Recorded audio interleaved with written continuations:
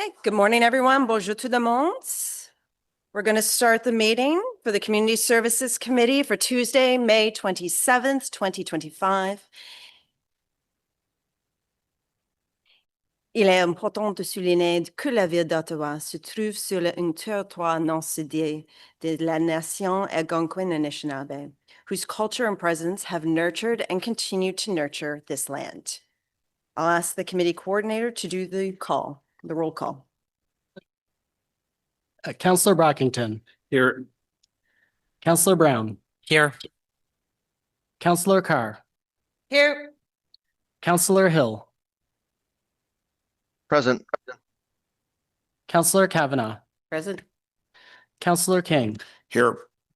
Councillor Lowe. Present. Conseillère Plante. Ici.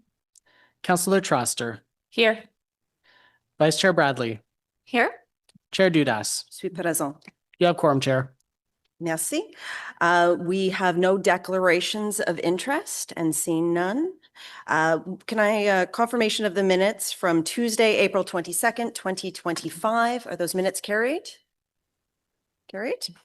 We had 4 responses to inquiries, 4.1, 4.2, 4.3. Did anyone wish to try to lift them onto the agenda? No, seeing as such, we'll receive those. Our next item is 5.1, service agreements under the Housing Services Act 2011. We do not have a presentation, although we do have staff to answer questions. I will note that we had correspondence, a letter from Cooperative Housing Federation of Canada that we received, and I'm sure everyone read.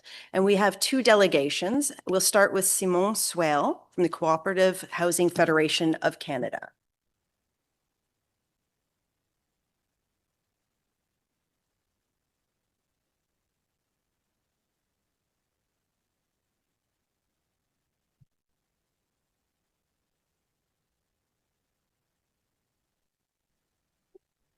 Good morning, everyone. Sorry, just getting online here. Hopefully you can hear me. You can, please begin. You have 5 minutes, madam. Thank you. Good morning, Madam Chair, members of the Community Services Committee. Thank you for this opportunity to speak to you about this issue. My name is Simone Swale, and I am the Senior Manager of Government Relations for the Cooperative Housing Federation of Canada. CHF Canada represents over 2,200 housing co-ops, home to nearly 250,000 Canadians across all provinces and territories. Housing co-ops are mission-driven organizations that were developed to provide long-term, stable, and secure mixed-income housing as an alternative to traditional rental housing. In the city of Ottawa, there are over 50 nonprofit housing co-ops, home to over 3,500 households. Of those housing co-ops, 16 are part of the Housing Services Act system, home to 1,157 households. I'm speaking to you today because we're pleased to see the City of Ottawa move forward in the process of developing service agreements. We want to underscore the importance of this work for the 16 affected housing co-ops in your city, and we are calling on staff to work in close partnership with CHF Canada and community housing providers to ensure these agreements are a success. While there's often much fanfare about new affordable housing, our existing community housing is the backbone of our housing system, which our most vulnerable households rely on. For Housing Services Act co-ops, ensuring these service agreements are a success is fundamental to their long-term viability and ability to operate as cooperative organizations. We share your vision from your 10-year housing and homelessness plan of a home for everyone, and that central to that vision is creating a more resilient and sustainable community housing system through partnerships, shared service, and identifying efficiencies, while supporting this overall community housing sector to maximize our assets and through regeneration and redevelopment. We really do see that as fundamental and core to our success. Since 2018, CHF Canada has been highlighting the concerns of what will happen to HSA co-ops once their initial mortgages have been paid off. We worked closely with the province on the development of the regulations for these co-ops as Part 7.1, and have since been working with 31 service managers across Ontario that have co-ops in their communities. A successful service agreement is essential to ensuring these co-ops are sustainable and that they're able to continue to offer community-oriented housing for generations to come. The service agreement is meant to lay out for the co-ops the financial future and their ability to make decisions for the benefit of their community. While we support the recommendations to the committee, we have some reservations about some of the details provided in the report. Fundamentally, what housing co-ops are looking for is the ability to plan for and systematically address the long-term capital needs of their communities. At the end of their mortgages, these co-ops are by definition 35 years old.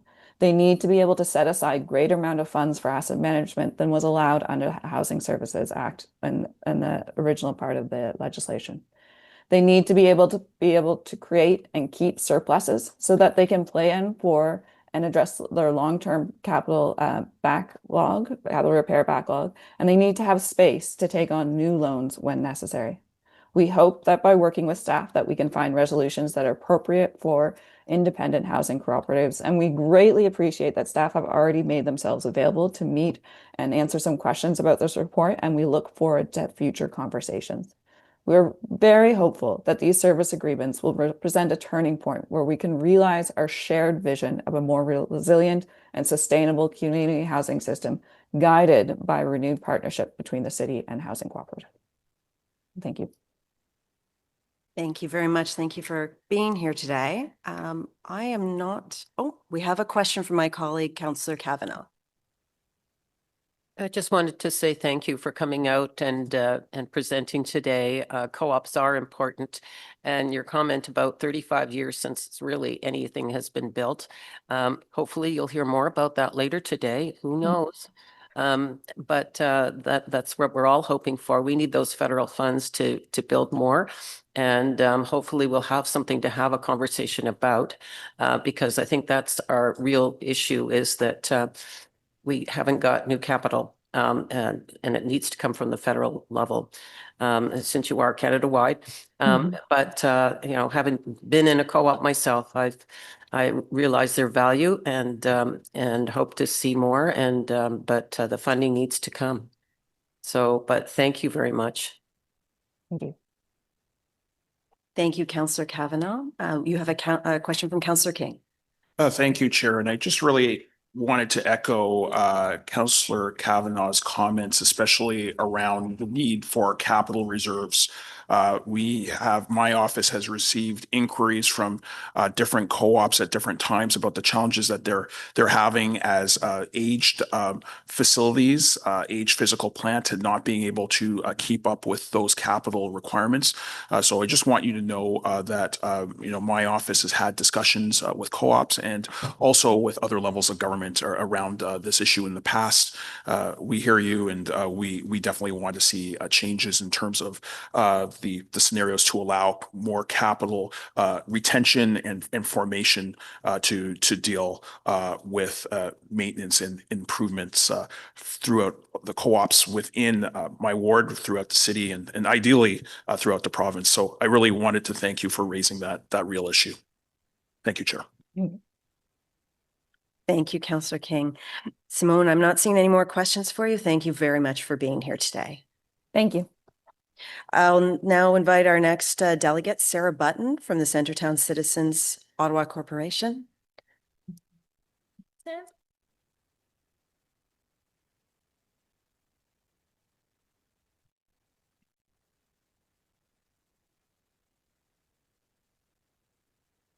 Good morning, Sarah. You have 5 minutes. As soon as you get settled, you're good to go. Good morning. Okay, I won't be too loud. Good morning. So I am Sarah Button. I'm the Executive Director of Centretown Citizens Ottawa Corporation, and I'm here this morning representing my own organization, which has 20% of the 4,200 units in the staff report. I'm also speaking on behalf of Tom Belanger from Nepean Housing and Suzanne Lee from Multi-Faith Housing. Together, our three organizations represent 34% of those total units. And together, we have hundreds of units in our development pipelines. And so I don't want there to be any doubt. We really need staff to have delegated authority for this. We need to have these conversations. This is critical. This is an existential issue for the housing sector in Ottawa, and I really can't overstate how important it is to the future thriving of this sector that we are able to have, have new service or exit agreements that enable us to get this right. Like, we need to get moving. We've had great conversations with staff already. Kale, thank you. Clara, thank you. Your teams have been wonderful. But there are some things in the staff report that are concerning for us. So two main things. One is that we don't think it's growth focused enough. And the second is that we worry that we're relying on a status quo approach that's not going to enable the change we need. So appreciate the emphasis on flexibility, but we need to emphasize the need for growth as well. So we all want to expand affordable housing, right? We're housing providers and we're developers, and but under the current funding framework, we're not enabled to use that expertise and resource to support these growth aspirations. For example, under the current framework, if we want to spend money on a site plan for a redevelopment, we're technically not allowed. That's not an allowable expense of that potential surplus. And we worry that the implicit assumption in the negotiation framework is that only the service manager can expand and protect social housing units. And we disagree with that. We think we can do it too, because we've been doing it for decades. The housing state of emergency continues, and an as-is approach doesn't enable the creation of permanent non-market housing. So we need service agreements that will enable growth and enable development and enable it with less reliance on government funds. Because nonprofit housing, non-market housing, it's still a business, and we need to treat it as such. We're under the same constraints as everyone else operating in that sector. And we are so often, like, I worry that we're so often concerned with protecting historical investment of public funds into affordable housing that we're not seeing how the restrictions we've placed on that housing are limiting our ability to create more. So a couple of example status quo restrictions that we're hoping that we need to be lifted are the ability to refinance existing properties explicitly to support the cost of new development, as well as capital repairs. Specifically to be able to get projects shovel ready. The report spells that out right now. It's only for capital repairs. We also need to be able to generate and use surpluses to protect existing housing and increase the supply. Currently, if we exceed a fixed allowable rental income, based on market rents that are capped below AMR, or if we don't spend as much shelter subsidy as projected, we must give that funding back. And the current model restricts our housing providers' use of any meager surpluses that we're able to earn. And the report, as it's framed right now, it proposes a status quo formula that we worry is going to perpetuate that system. We also need to be able to strengthen our communities by moving RGI units on turnover into new properties. I'm not proposing people lose their subsidy. I'm saying if we can move them around post EOA, we can bring balance to existing buildings, improve their financial performance, and provide truly affordable homes in new buildings with modern energy efficiency and modern accessibility standards. We need to be able to create new mixed income communities without the current restrictions that make them financially unsustainable. And our fear is that the assumptions in the report will lock us into the status quo.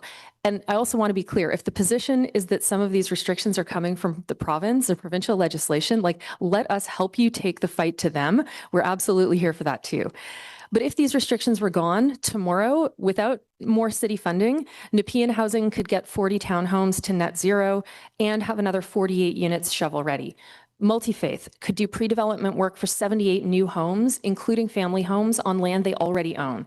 CCOC would double the unit count on one of our redevelopment sites from 60 to about 120, and we need less city equity or less equity to do it. So we're asking you for flexibility in these negotiations. Removing these restrictions will unlock more development dollars from non-city sources because we will be able to move faster. Dollars are going to other cities right now, and Ottawa really needs to catch up. So to recap, we need staff to have delegated authority. This is really important. We got to get on with the work. Second, if some of these restrictions and limitations are coming from the province, please let us fight with you as allies. We are so here for that. Third, there are some assumptions in the report that assume and perpetuate a status quo and that will possibly limit our options. These existing frameworks will replicate the existing problems. And finally, non-market, permanently affordable housing should be the absolute easiest thing to build everywhere and always. Let's not entrench these systemic barriers any further. We urgently need more housing, and we need to make sure that we are not making it harder to do. Thank you. Thank you so much, Sarah. You came right down to the wire. Perfect timing. You have a question from Councillor Troster. Hi, Sarah. Thanks Hi. for being here. And thank you to CCOC for everything that you can do. CCOC recently celebrated its 50th anniversary. They're a real stalwart in our community when it comes to affordable housing. So I think part of the issue, and I'm going to have questions for staff about this, is that some of some of what's written into the service agreements is just baked in to the funding agreements from other levels of government. Are there things in the service agreement that you think the city is imposing that is not coming from other levels of government that could be adjusted? I'll also have those questions for staff because I hear what you're saying and we want to help you develop Yeah. more affordable housing. Sometimes we're given pretty heavy strings with Yeah. funding, right? Yeah, no, and absolutely we are. And I think there are things that we can probably untangle. I think those are things that probably need untangling with legal advice and legal perspective on it, because my understanding of the legislative framework and the regulations that the province released in 22 is that there should be some wiggle room there. There should be some flexibility there. And this is where I'm saying, we can take the fight to the province with the city, because I think there should be more flexibility there than what is coming verbatim into that report. That's my impression. Like I said, I think that's where we really start to get into the weeds and need to figure out specifically which pieces are coming from where. And so you're telling me that you are not allowed, according to the service agreement with the city, to refinance your properties? We need permission. Okay. So we are I guess in theory permitted, but we need permission to do so, and the purposes for which we can do so are limited. So refinancing a provincial property requires permission from the service manager and from the province. And I understand that we're in the process of, that is one of the things that is, one of those key motions is to let that be the city essentially extend what OCH has been doing for years to some of the other Right. housing providers. That is excellent. Yes. My fear is that if we are limited to only using that for capital repair purposes, we short circuit ourselves from being able to put some of that towards new development, which would allow us to get these development pipelines going. Often funding structures are such that you can't get your big financing until you're already shovel ready, and it can cost $1 million to get there. So refinancing where we are allowed to put some of that, some of that equity, or if that building is then able to generate a little bit of a surplus into pre-development work, lets us get projects closer to development ready more quickly without having to come for pre-development funding from the city or for seed funding from CMHC. So that's one of the things that it lets us unlock, is a little bit more flexibility. The capital repair need is very real and very important. But we do need a little bit of flex there so that we can use that funding for other things too.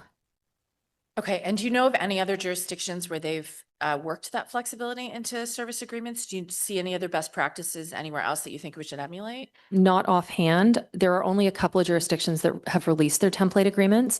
And it seems to be very hit or miss. I think there are a couple of jurisdictions just kind of in the GTA, Greater Golden Horseshoe, where they have draft agreements out, some of which are looking good and some of which are looking less good. I don't have specifics on that, but I can reach out to colleagues in that area and find out. That'd be great. And yeah, feel free to reach out to my office if you want Will to do. work on this further. Thank Thank you. you. Thank you, Councillor Troster. Councillor Kavanagh. Thank you very much for coming out today. Now, I realize it's important to have more than one source of non-market housing. I'm chair of Ottawa Community Housing, and we're big. But I do see the need for others, and so I'm hoping that we can work together on this. Absolutely. Because there's a variety. But I guess the importance is what the federal government does and gives us the dollars. Always. I'm Yeah. I think people are going to watch and see what happens. But that's the promise, and I know a lot depends on that, I would say. It absolutely does. And I think, the success, the incredible success that OCH has had over the past, 5 to 10 years, I think speaks to what's possible when there is a little bit more flexibility, because I think OCH has had that. I was reading in this very report that some of these things have changed for OCH about 13 years ago.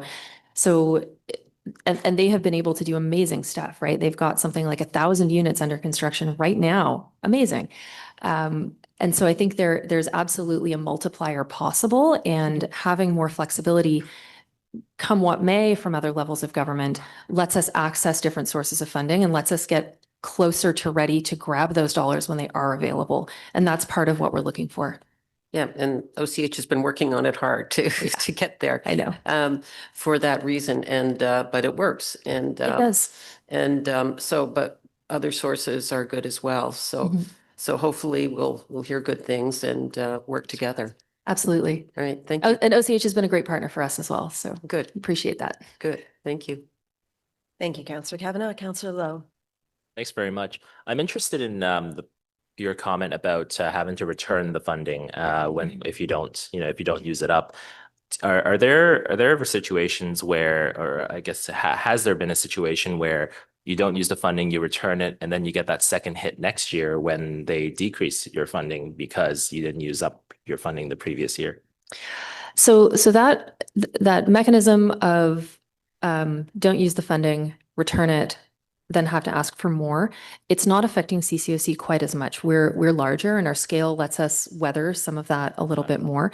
That one's hitting more for some of the smaller organizations. And so I can't speak as much to the detail of that. There is usually a little bit of wiggle room there. And so we can say, okay, we're close to the target, or we're, oh, we've used it all up. And so now we're gonna, we're not gonna try and use any more. But it's a bit of a different situation for smaller organizations. Okay, cool. Thanks. You're welcome. Suzanne Lee from MHI would be able to speak to that in detail. Thank you, Councillor Lowe. Sarah, I don't see any further questions for you, but thank you very much for being here today. And I'm sure that some of your comments will prompt questions to staff. So Thanks, folks. I thank you appreciate very it. much. We have no further delegations, so I will invite staff to come up to the front. And we'll open up the floor.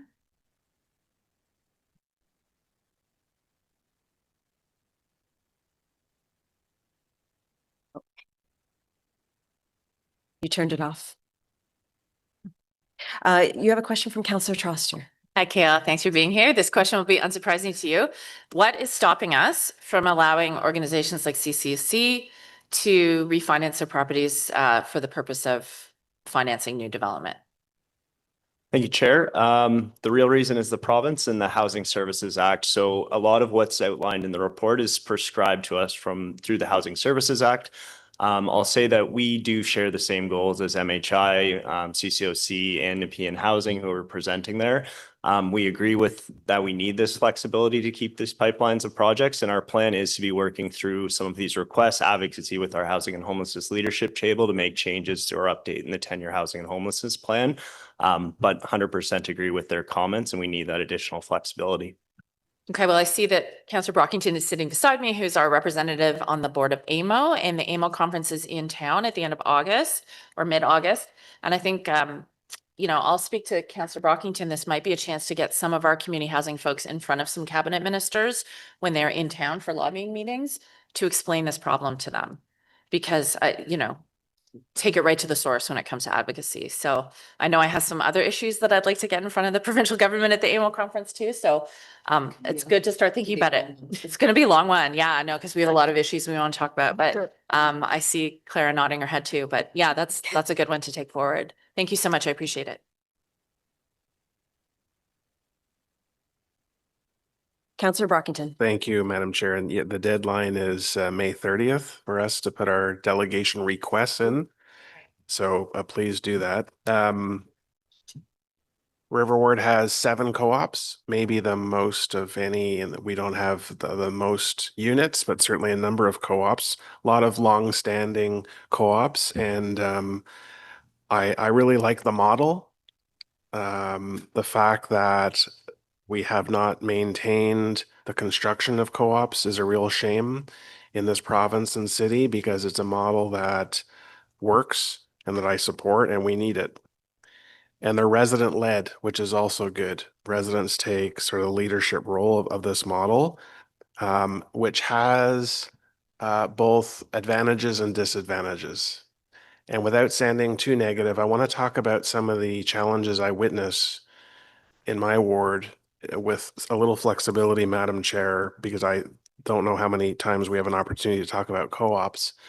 But my observations over the years with resident-led boards, resident-led governance structure is there at times a lack of skill set to manage a co-op, to focus on the care of the co-op, repairing it and planning ahead, having the vision required to plan for those capital repairs, even to think critically about how to refinance mortgages, which are critical for the long-term sustainability of the co-op themselves. And regrettably, I see personal conflicts sort of interfere with those duties. And there's a reluctance to increase monthly fees to address the need for long-term planning. I used to be my condo president. There's a requirement, a provincial requirement under the Condo Act for condos to plan 30 years out, to have a reserve fund, to make sure there's sufficient funds in place to take care of the corporation. And we see at least co-ops in my ward who have not planned for the long term, Madam Chair. And now it's coming back to bite them because they're trying to deal with a backlog of capital repairs and some who want to refinance their mortgages. So in the spirit of making strong, sound decisions going forward, can staff just comment on whether this is an issue and how can we make sure that co-ops are on better footing going forward so that capital projects are being addressed, mortgage refinancing options are well known to them, and if there are governance issues, perhaps the city can offer advice on how to mitigate those and deal with those sooner rather than later. I appreciate your comments. Thanks for the question, Chair. You make some good points, and I'll say across the entire housing sector, there's issues with different providers that come out throughout. So it is something that we focus on very closely as a city, as staff. As you may be aware, there's a large set of the portfolio of co-ops that are managed municipally. So we have direct oversight, and there's a large portion that are not managed municipally. So a couple of things that we do on our side within the city is that we have a program and administrator directly overseeing each of the co-ops. Their job and role is to provide that advice, guidance, mortgage refinancing, and really support them to be able to make sure they're economically viable in the long term. With that, we do have limited levers in some places, as I think government should, in terms of what we can actually do in terms of oversight. However, we do have mechanisms in terms of our funding that we can pull back, redirect as needed when these issues arise. We also have issue with our oversight role. We're able to work with their governance structure, board of directors, when needed. We do have a number with our agreements, legal mechanisms to go in and have a little bit more additional oversight when people are slipping to make those corrections. So there are mechanisms for us. I think another really important one that we try and do is work closely with groups like CHF and the different housing cooperative membership groups that provide this oversight and guidance. We regularly meet with those folks as well to ensure that their vision and guidance they're providing is in line with what the city would want to see, and make sure we're taking that collaborative approach, keeping those wonderful things in line that co-ops do, with also maintaining that from the city side of things, making sure they're financially viable in the long term for the residents that are there. So it is a balancing act, to be clear. But the model, again, when it's working well, works extremely, extremely well. And it really has that residents who live there, that buy-in, that interest in maintaining their own assets. So positives and negatives, but I do think the city has the appropriate mechanisms and levers within those service agreements to be able to rein in and support where needed. I appreciate that. Thank you. Can I just ask a follow-up? And that is there an assessment, at least on an annual basis, for the co-ops that the city has a formal relationship with, looking at their budget, their reserve funds, their capital plan for, I don't know how many years they have to plan out for co-ops, but does the city of Ottawa do that? And is there intervention by the city if the city believes there isn't sufficient focus on ABC? Do we really get in there? Thanks for the question. We do that. So we are required to maintain and we're private oversight. We review their financial statements each year. So there is quite intensive in terms of the financial oversight we have. On the capital side, we have all housing providers are required to do asset planner. So that is that projection of capital need. And we do monitor that. So the city employs 2 technical sessions, which are on the engineering side, which support that whole programming, making sure that we have a good plan from a portfolio perspective to be able to support with those capital needs. I think you've heard it here as well. We're stretching way too few dollars very far as that currently goes. But of course, and when we're taking that portfolio approach, we are able to address the ones that are most in need, most critical in terms of time frame as well. And yet again, certainly as that financial oversight, that's done on a yearly basis. We completely review all of the financial statements viability. And when we need to do corrective actions, we take those through the agreement. Thank you. I'll just end, Madam Chair, by thinking out loud here and whether there would be an opportunity to have some sort of, I'll just call it a public workshop where maybe every, I don't know, 3 to 5 years, the city invites all co-ops in person together and have a half-day information learning session where we really underline and reinforce some of those areas where we know co-ops are struggling, like sharing best practices, education. And again, if staff are doing it, great, but I raise this, Madam Chair, because it is a real and significant issue that my office is engaged in way too much more than what we should be. And a lot of it is those interpersonal challenges that exist within communities, which overtake their need to do that long-term visioning and investment in saving. So anyway, I'll leave it there, but strongly support co-ops. I appreciate the motion that's before us and what the delegate shared, but there's some other challenges that exist that I think we need to make some improvements on. But thanks very much. Thank you, Councillor Brockington. I'm sure staff will take your comments into consideration. Councillor Kavanaugh. Thank you. Thank you, Kale. No, the problem is there's few dollars and we're trying to squeeze as much out as we can. But I'm also wondering, has this been exasperated by the fact that there's been so much download over the years to the province? Like this was done federally before the housing. And I don't know if that's going to come back. I'm hoping. I seem to have that theme today. But would that help ease things? Because we seem to be stuck with regulations that just aren't working for us to produce non-market housing. Thank you for the question, Chair. I wouldn't say that is the single issue. It was a prescribed formula when it was downloaded, and I think we need to take into consideration, and this is going to be something we're looking into the 10-year housing and homelessness plan, of what is best for the municipality, because there are advantages to having it at the provincial level, but there are also advantages to having that level of flexibility at the municipal level. One of the benefits of having it downloaded to our level is that we have additional oversight. I think one of the key things we need to do at whatever level it sits is that we have that ongoing sustained commitment of what our funding amounts are to be able to do this. The download, again, it was prescribed, so the money's still there. I think one of the other things that exacerbates this is that with construction costs, repair costs, and just the general changes in the economy since it was downloaded, that prescribed funding formula, although it was adjusted for inflation when it was originally created, we've seen inflation rates high above what would have been anticipated at the time that was done. So there are challenges there, but I will say we work very closely with both the federal and provincial partners to raise these needs. There's agreement across us, other municipalities, that more can be done. So we're going to continue to work through the Housing Homelessness Leadership Table and the 10-year plan to try and address some of those. But again, I wouldn't say it's wholly due just to having it downloaded. Are you saying it'd be better to download it directly to the municipalities, the decision making? There would be advantages and disadvantages to both model. I think this is one of those ones where you can't do anything in isolation. There's benefits and drawbacks to each.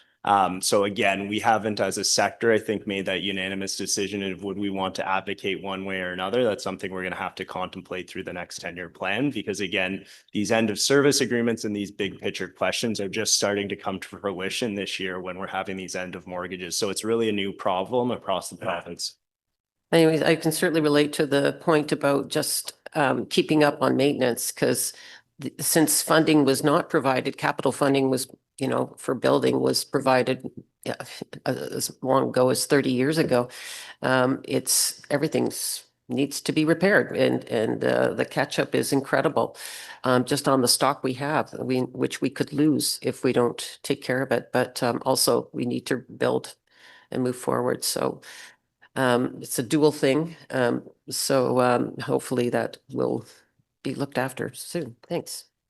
Thank you, Chair. Just one final comment I want to make. We are going to be bringing a capital repair report that looks at our whole community housing portfolio in 2026. So we're going to have a much better picture of what that looks like. And of course, that will be eventually rolled into an update of our long-range financial plan. So we have that really comprehensive picture of what is it going to take to maintain existing stocks, existing service levels, as well as our need for new development and continue to expand the portfolio. Great. Thank you so much, Kev. Thank you, Councillor. Councillor Menard. Thank you very much, Madam Chair. I wanted to just talk about the social housing operating agreements a little bit more and our advocacy to other orders of government, given the massive hole that they're going to leave it. It's not a new problem. Yes, some of them are coming up now, but it's been 10 years that we've been seeing this gradual decrease happening, and it gets worse and worse as the years go on. There's huge drops that come. They're starting now, those huge drops, but they continue to drop down. So just, I guess, in your experience, does that amount of funding that the federal and provincial governments had dedicated to these mortgages over time, is it being replaced by other funding? And is that funding direct, or is it more application based in your experience? Thank you for the question, Chair. So the funding, yes, although prescribed, it has been direct. So we have been continuing to receive capital repair funding. That primarily comes through what's called OFI, which is a provincial program. So we received, when mentioned before, around 67 million to do that. However, those have remained relatively stable despite cost rising. So that is the ongoing issue. We also don't have a confirmed funding amount for this upcoming year. So it just creates challenges with long-term planning about what we're going to do. It's kind of on an ad hoc basis. And we have a pipeline of what we need to do in terms of capital repair projects that we manage through Asset Planner. But again, without that sustained long-term funding vision of what does this look like over the next 15 years, it is challenging. As mentioned in the report too, we do have some big opportunities coming up, and as our delegates had presented, we want to be looking at things like what other financial tools can we leverage, such as mortgage refinancing. Also mentioned, even with OCH, although they were doing that a number of years ago, that is also only for capital repairs. It's not having that visionary long-term expansion mindset that the delegations were talking to about using that to be able to refinance to do new development. So we will be looking for that flexibility. I think we can all agree where it makes sense and we're maintaining existing service levels that we should be taking those alternate financing mechanisms. Yeah, after meeting with Sarah Budden, it is painfully obvious that flexibility needs to be there. So just encourage staff as much as possible to work with those partners to allow that flexibility within our own jurisdiction, of course, given there's provincial and federal overlap. The last thing I'll just mention is it's not just the capital repair fund, right? The social housing operating agreements were important for funding those mortgages in the first place. Is there any indication from the federal and provincial governments that they're going to re-up that? Because we are seeing billions of dollars of cliffs dropping off now. And in my experience, they haven't just been replacing one for one of all those dollars that were there previously. They've had some application-based stuff. They've had some stuff that is direct, but it's not replacing the huge amount of money that was there in the 60s, the 70s, the 80s, and 90s. So is there any indication they're going to re-up on the actual payment of mortgages for, given there's a new prime minister, it was talked about a lot in the campaign, is now a good time to start writing a letter to them, making sure the city's on record of saying, start to re-up, get back in the affordable housing game, start paying for those social housing mortgages again, like we did in decades past, which got us through to a time now that we're seeing massive increases in housing costs. Thank you, Chair. It's a good point you make. So no, they have not indicated that they're going to be re-upping on mortgages. However, now that we're coming to those end of mortgages for those 35-year mortgages, where I think that's going to become more of a question, and the federal and provincial governments are going to see the size of scope it is, when all of us, as the only mechanism we have to be able to deal with it, is through mortgage refinancing. So that's once we have the size and scope of what amount of mortgage refinancing do we do, would we want to come with an ask back to the federal and provincial governments about how could we potentially use that to support the mortgage refinancing. Thank you, Councillor Menard. Kayla, I'm not seeing any further questions for you. So is this item carried? Carried. Okay, we'll move on to item 6.1, Parks and Facilities Bylaw Review. We do have a presentation from staff, so I'll let Dan get settled in and we'll queue up the presentation.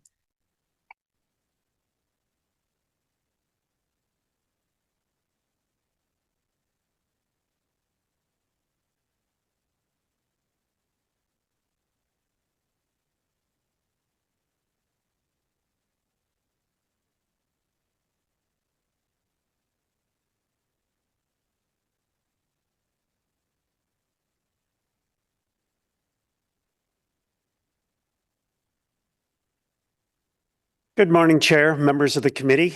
We're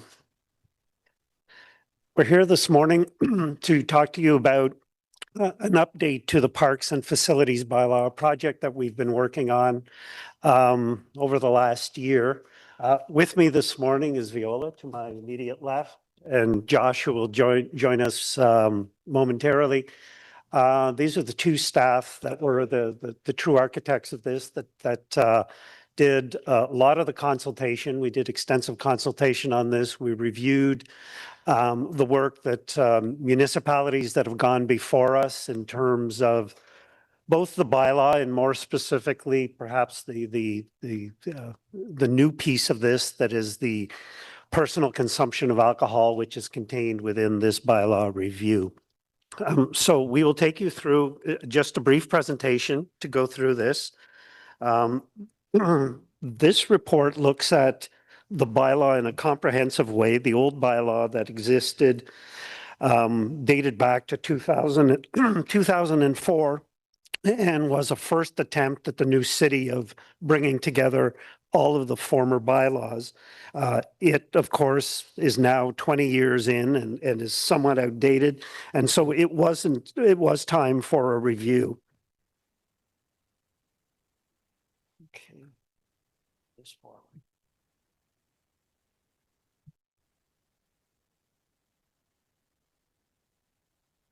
Technical difficulties here. So by way of background, the current bylaw is out of date and was part of what was identified as part of the comprehensive bylaw review program the council approved as part of the 2023-2026 bylaw review plan. It looked at a whole variety of things, including encroachments and parts of the bylaw that were not properly addressed in the 2004 bylaw. We did extensive research in terms of what other municipalities were doing, what best practices were, what technology had evolved that was being used in parks to and that needed to be comprehended within the bylaw. We also received a direction in March of 2004 from Councillor Menard, I believe, to look at the new provincial regulations that allowed municipalities to identify areas where personal consumption of alcohol would be allowed as designated by the municipality. So that formed a good part of our work. And of course, is perhaps the most talked about piece of this bylaw review.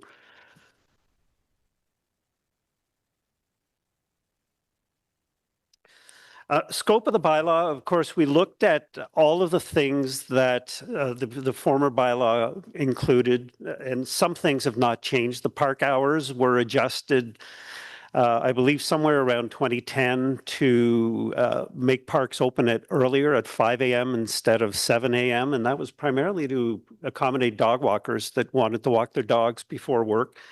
We have maintained that. It has not been problematic. And as well as look at, opening and closing dates of sports fields, all of the things that you see listed on the left side of this presentation. It's important to note that this bylaw does not contain everything that impacts on parks. There are separate bylaws that address other aspects of park use, most notably the Dogs and Parks bylaw, which is probably the one that's most often referred to, but as well as other waste in parks and other pieces of regulation that impact the overall administration of parks.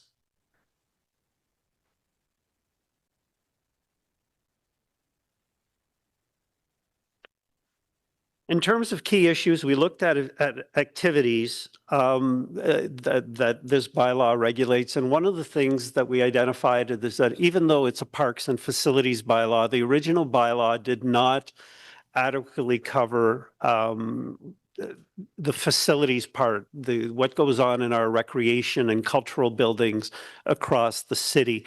Because of that, you will note in the writing of the new bylaw that it often says parks and facilities, so that the provisions, either restrictive or permissive, now include activities that are within our buildings. The bylaw reflects some of the modern aspects of recreation now, new technologies, and we've deliberately taken an approach to try to be more permissive with the bylaw in terms of allowing more things except where they are prohibited, as opposed to the other way around where the previous bylaw restricted a lot of things as opposed to where it was permitted. We also took our cue from Toronto, who had their bylaw in the media quite a bit, most notably for things that seem to be silly inclusions in the bylaw.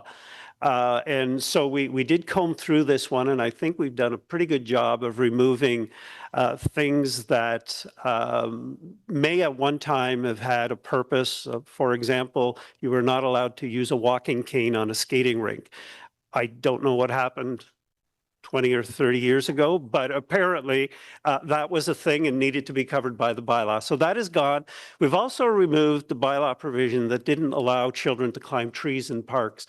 Even though, you know, there are perhaps hazards to this, we don't think that we needed to include that in the bylaw. So we did pay attention to that. In terms of things that are now permissible unless specifically prohibited, it's things like fishing. We found out through the pandemic, people wanted to go fish in parks.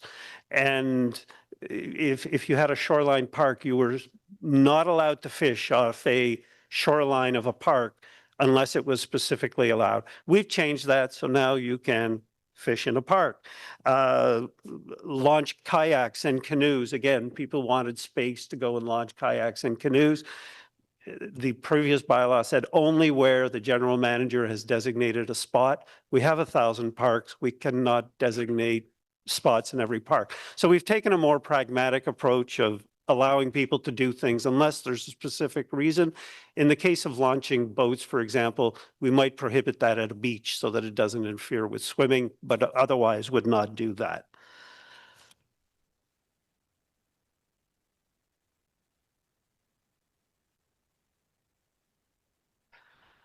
So personal consumption of alcohol in parks, this stems from a change in provincial regulations and the request from council that we have a look at this. We did an environmental scan. There was the Toronto experience was well publicized. And we had to look at both the first time that they looked at it and decided on a pilot project, the end of their pilot project and what they learned, and the new regulations that they now have in place, which I believe allow 45 or so parks to be have allowed for consumption. We talked to internal stakeholders. So we talked to city departments that might be impacted by this, Public Works from the maintenance aspect, Ottawa Public Health. A lot of the Toronto debate was about the health impacts of alcohol consumption, normalizing alcohol consumption. We joined and participated in a national group on alcohol policy, just to be well informed in terms of the impacts of alcohol and allowing it in public spaces and those kinds of things. And so we learned a lot through that process. We also talked to bylaw from an enforcement point of view, from Ottawa Police from a safety and security point of view. Both Ottawa Public Health and Ottawa Police have provided letters that were attached to this report that provide their perspective on this. And then we set up, Viola and Josh set up pop-ups in parks where they went and talked to everyday park users about their perspective on doing this. Parents with their kids at the play structures, sports field users, those kinds of folks. And we got a pretty good perspective, and the slide shows here that there is a pretty even split between people that are all for it or people that are dead against it. And there's a middle ground where people could entertain the idea, but only in certain parks under certain conditions.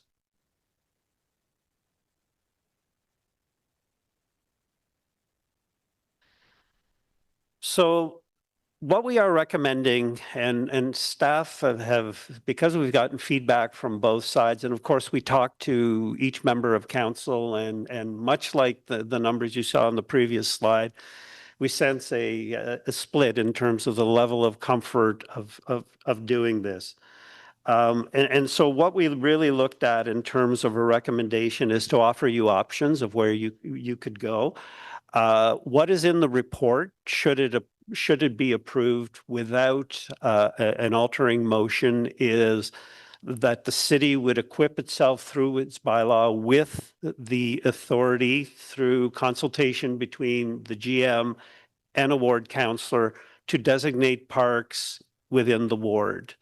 It doesn't oblige anyone to do it. It doesn't create a program that will actively pursue it. But if a councillor is interested, we would work with the ward councillor in doing it.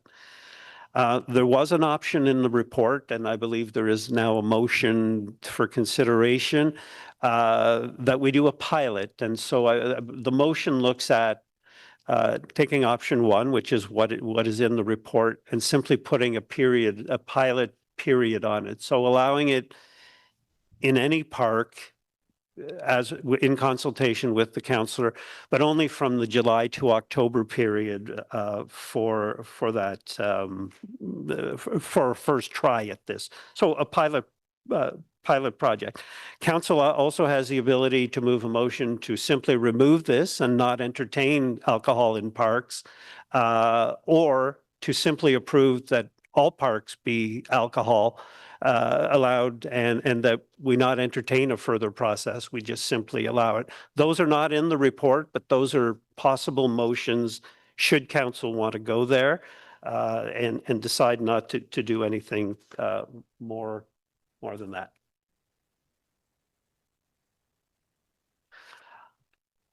So in terms of updates, we've tried to improve the language and clarify where definitions were difficult in the previous bylaw. We simplified and condensed the sections so it's an easier read. As I've mentioned, a more permissive approach to park use rather than prohibit and then allow. And then we've aligned with current practices and innovation, things like drones that didn't exist, things like scooters and e-bikes. All those were not covered in the previous bylaw because they did not exist. They do now, and so we really did have to update those perspectives of the bylaw. Implementation strategies, of course, as is always the case with bylaws, there would be an education period and a focus on ongoing education and awareness. Some significant updates to ottawa.ca, especially if we look at personal consumption in parks. And bylaw would continue to do the enforcement primarily on a complaint basis reacting to issues in the park. And that committee is the end of the presentation, and I'm happy to take your questions. Thank you very much, General Manager Chenier. As you mentioned, we do have a motion that will come before us. So before we go to delegations, I will ask that Councillor Troster reads it in, just so we know what we will be discussing following our delegation. Councillor Troster? Thank you. This is on behalf of Councillor Menard. Whereas many Canadian cities, including Edmonton and Toronto, implemented pilot phases as a key step in larger reviews of policies governing alcohol consumption in public parks. Whereas some councillors have indicated a desire for a pilot to both gather more information on program implementation and park criteria suitability. Therefore, be it resolved that option 1 at page 11 of the report be amended to read as follows. Apply the criteria prescribed in this bylaw to identify parks where personal consumption can be allowed from July 1st to October 31st, 2025. To allow the councillor in each ward to work in consultation with the general manager and their communities to identify eligible parks and decide on designating them or not to permit personal consumption of alcohol. Be it further resolved that committee recommend that staff direct staff to implement option 1 as amended, and be it further resolved that that committee directs staff to report back on data from the pilot to Community Services Committee by Q2 2026. Thank you very much, Councillor Troster. So we'll discuss that following our delegation. I would like to invite Cheryl Parrott, who I believe is online. So just let Cheryl get set up. Welcome, Cheryl. And I mean, you've done this before. You have 5 minutes, Madame, and feel free to get started. Okay, thanks so much. And thank you for this opportunity to speak. This is important for me personally. I'm a resident of Hintonburg, and I'm really concerned about the alcohol consumption in parks policy. I live very close to a park on our main street in Hintonburg, and it's located next to an LCBO. Drinking in Somerset Square starts at 10 a.m. every day, as soon as the LCBO opens, and it continues all day and sometimes into the evening. Sometimes it's more discreet, sometimes it is not discreet whatsoever. There's no public washroom nearby. So the flower gardens that I and other volunteers help to maintain have become the washroom for both types of human elimination, unfortunately. And one of the other issues is when it becomes an area where people drink all the time is the F word is uttered about every 3rd word at a volume that makes it impossible to ignore. And this is not when people are arguing or fighting. This is just normal conversation. There's beer cans that are strewn about. Sometimes broken glass does happen. And aggression and fights do happen. Not all the time, but they do happen. One of our gardeners was assaulted a few years back in the garden by one of the drinkers. So it makes gardening and sitting in this park unpleasant. And we have just a quarter of the park space that the city says is needed for health. So we're underserved in terms of park space. So we don't have a lot. And right across the street from Somerset Square is OCISO, Ottawa Community Immigrant Services Organization. It's a 9-story residential building directly across from the park. And this is a very affordable nonprofit building. The tenants in this building have no amenity space and no central air conditioning. And the Muslim women and their children used to come and sit by the fountain that's in the park on the nice summer evenings. Since the LCBO moved to its location, they no longer come to Somerset Square. But interestingly, they came out again during the LCBO strike in July of 2024, when none of the drinkers were in the park. And bylaw will not enforce here. I have asked, they have refused because of safety issues for their officers. And I understand that. Police do come from time to time when the aggression starts to really ramp up.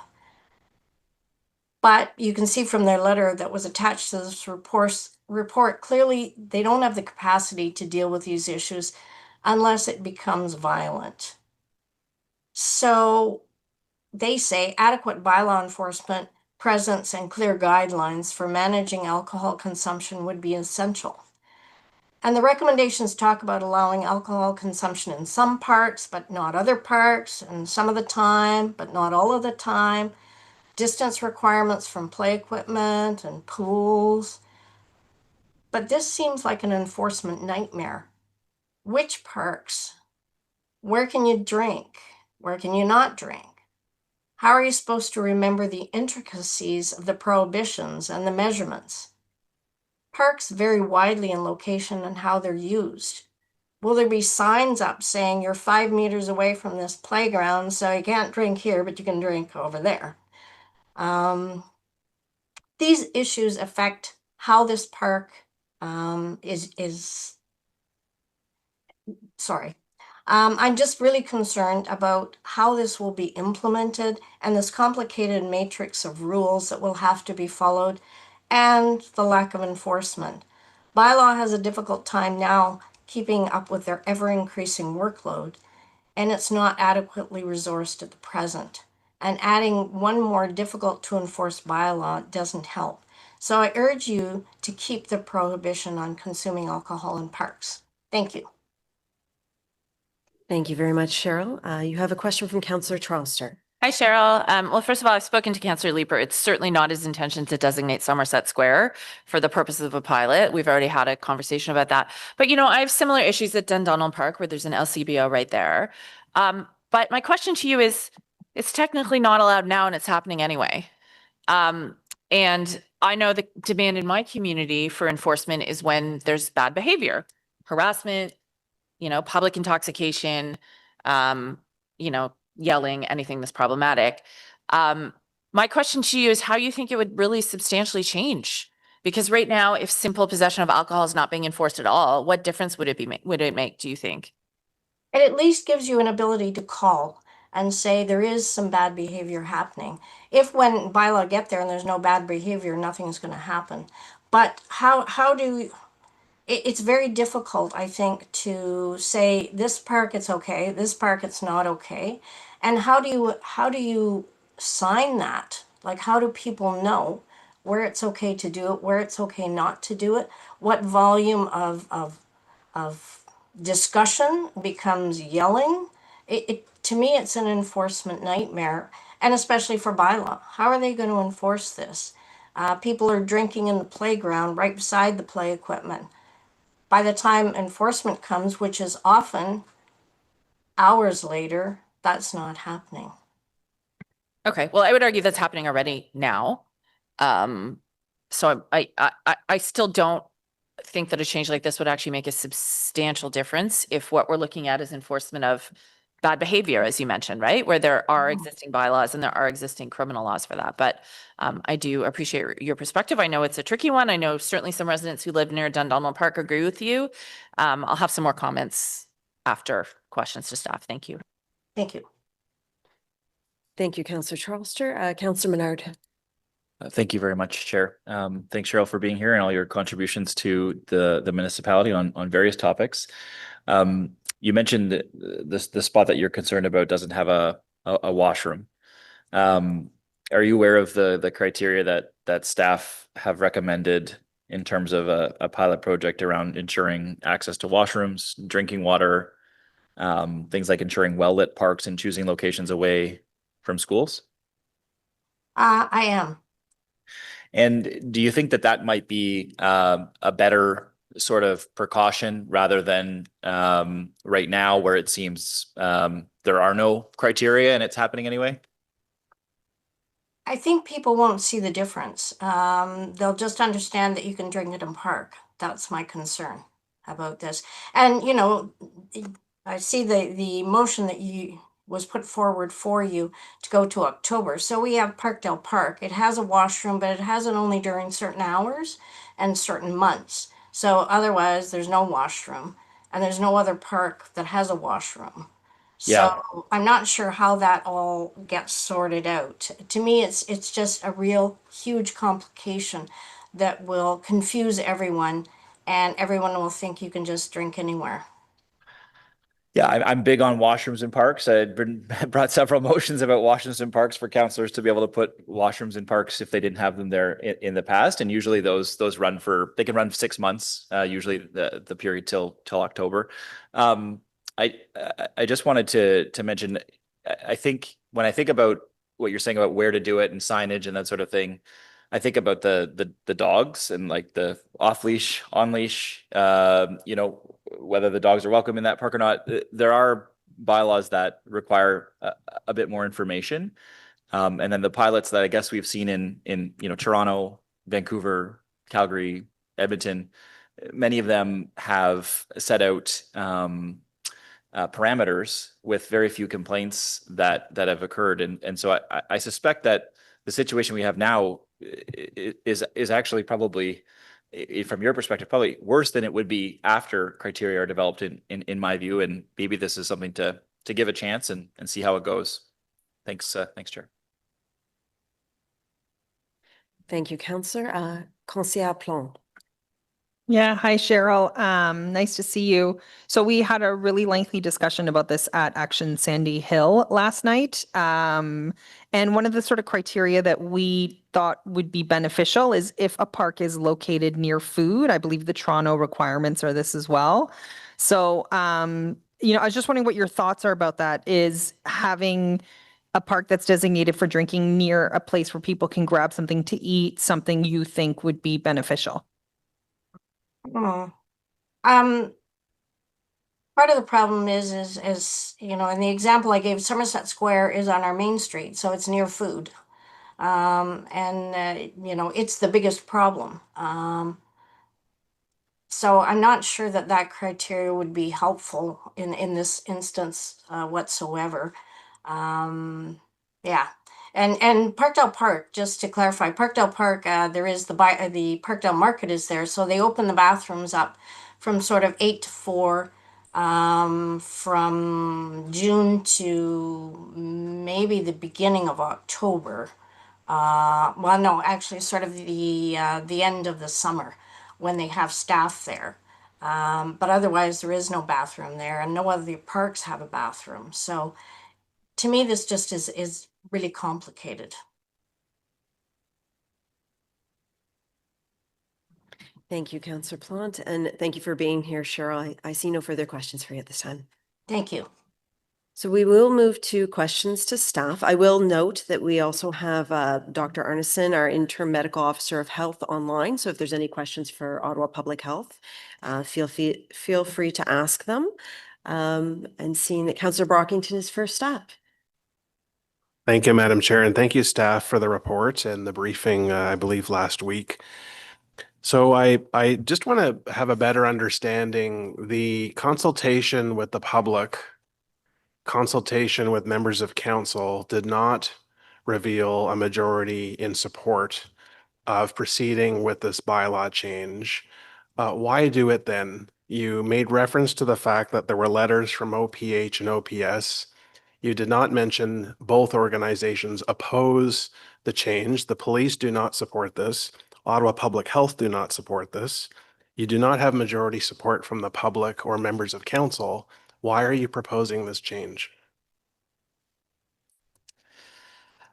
Chair, first of all, this was a bylaw review and not a proposal to launch into an alcohol in parks program. It's amending the bylaw to make it possible to provide the mechanism. So that is what we are recommending in Section 8 of the bylaw. We also had from the inquiry a request that we look at and make provision in our update to the bylaw to address this. And so that's what we've done. And there were significant internal debates about how to best position this to give council the ability to act on it if they so wish, but also to make it clear that if you want to do nothing at all, we can do nothing at all. The status quo can prevail. It really is based the way that the bylaw is written now on a councillor actually deciding that they wish to have parks within their area designated. So we tried to find the balance between saying a hard no on it, because we got a sense from some councillors, from some members of the community that seemed to be somewhat supportive of it, that there was room to look at it, perhaps pilot, do something. So we tried to strike a balance, but as I said during the presentation, council can also decide to move a motion to simply replace section 8 of the bylaw with the old provision, which was essentially a hard no. Okay, I appreciate that. And I acknowledge you have done what council asked you to do. You brought us this the revised bylaw forward, and appreciate where we're at today. In parks where the city has agreements with licensed eateries or restaurants, I think in at least 3 of our parks, how do you envision the discussion with these businesses if alcohol is going to be allowed to freely be consumed in parks where they're running their business, trying to make it viable? Do you envision any challenges or concerns in this regard? Chair, the where we have alcohol, and it's primarily at the beach parks, that where this happens, we envision that the lessees will likely not allow people who may have alcohol in the park to bring it onto their patio or in their premises, which I think would be aligning with their provincial licensing.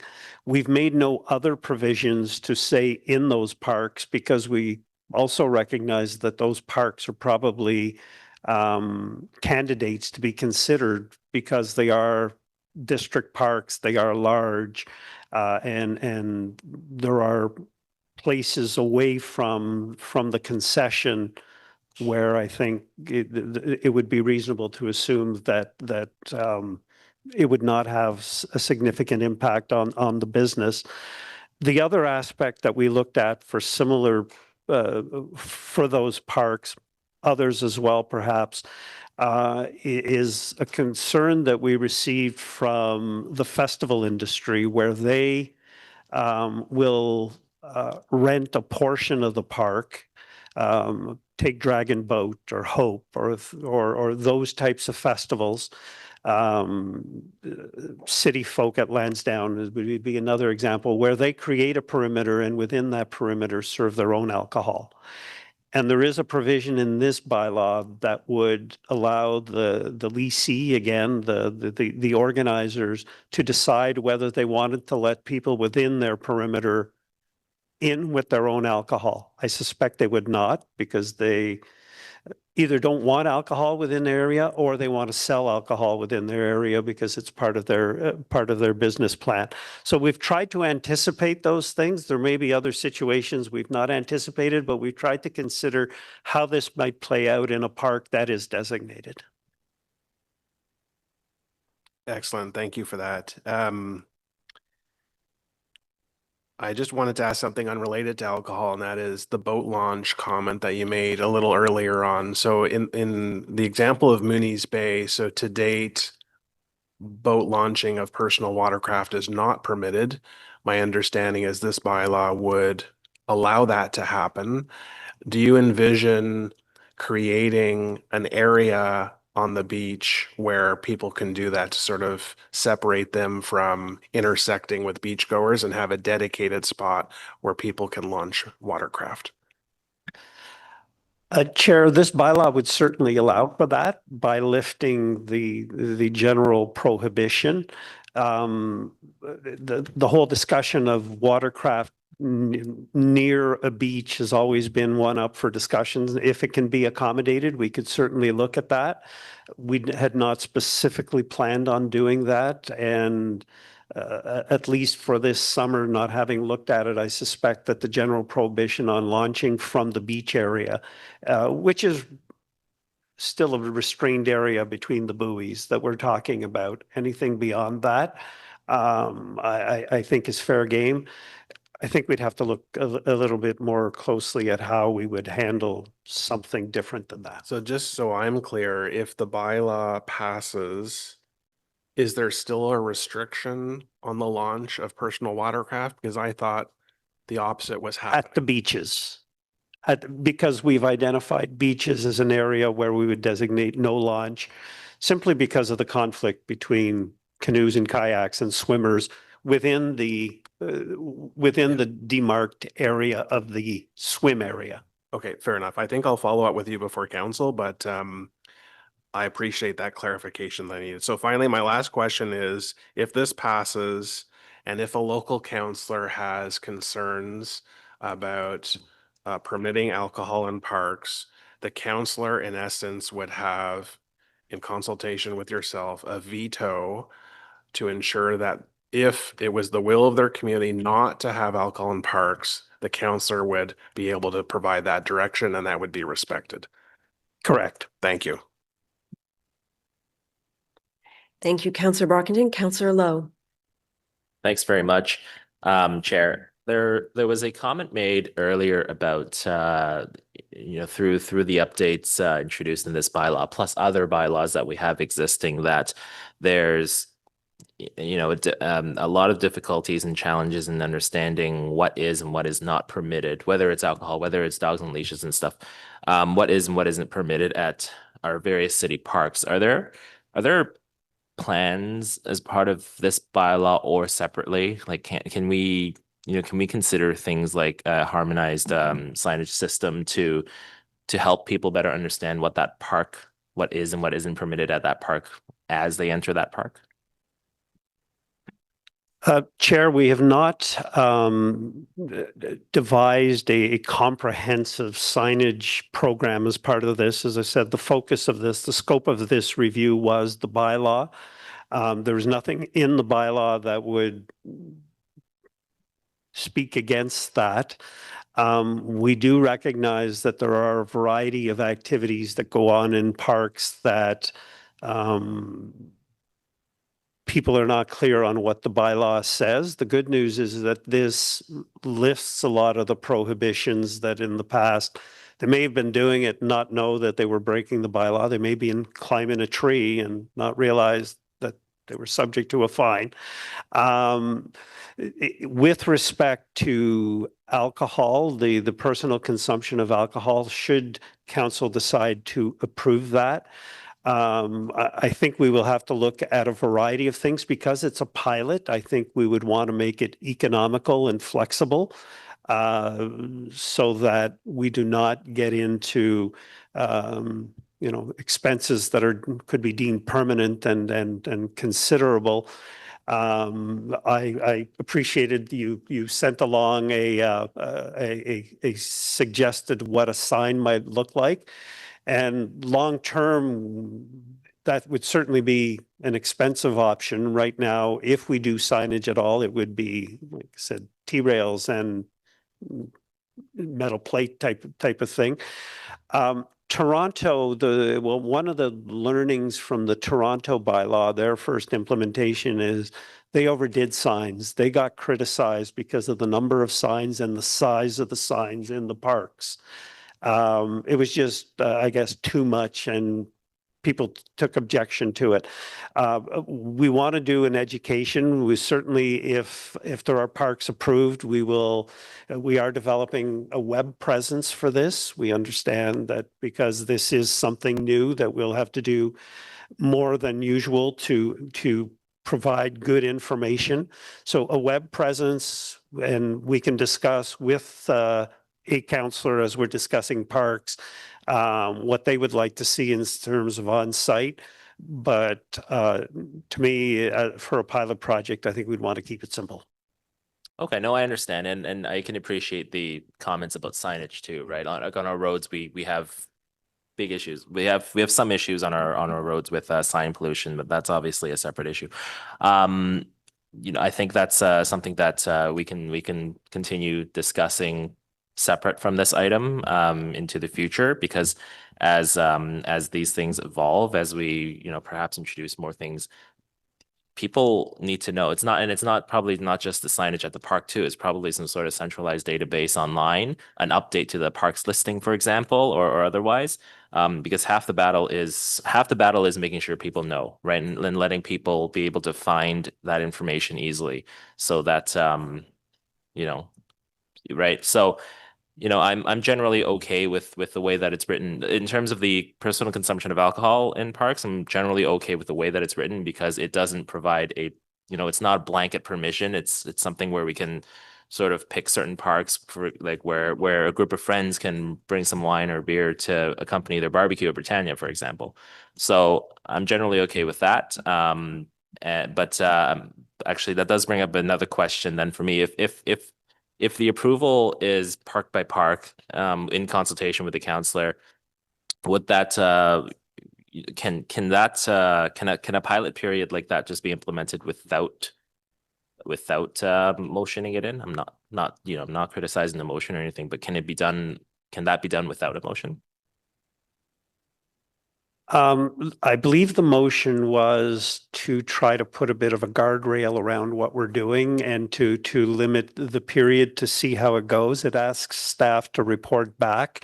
And I envisioned that for the months that it would run this summer, we would monitor bylaw and police calls to the park, much like Toronto did.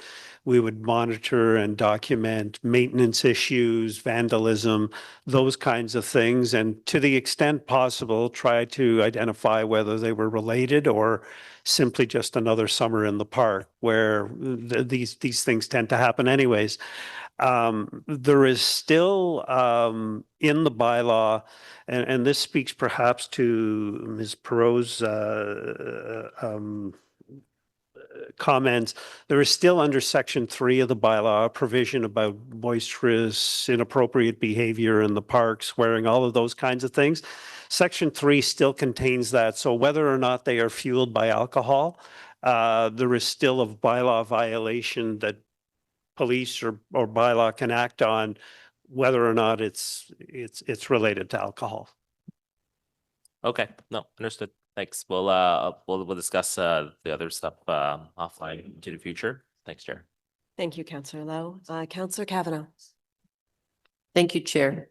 And thank you for all the work on this. It's a big task taking up bylaw in parks, and it's something I hear about every day because I got two major parks in Bay Ward, both Britannia and Andrew Hayden, and they're regional parks. They're very large parks. Plus, I have the community parks.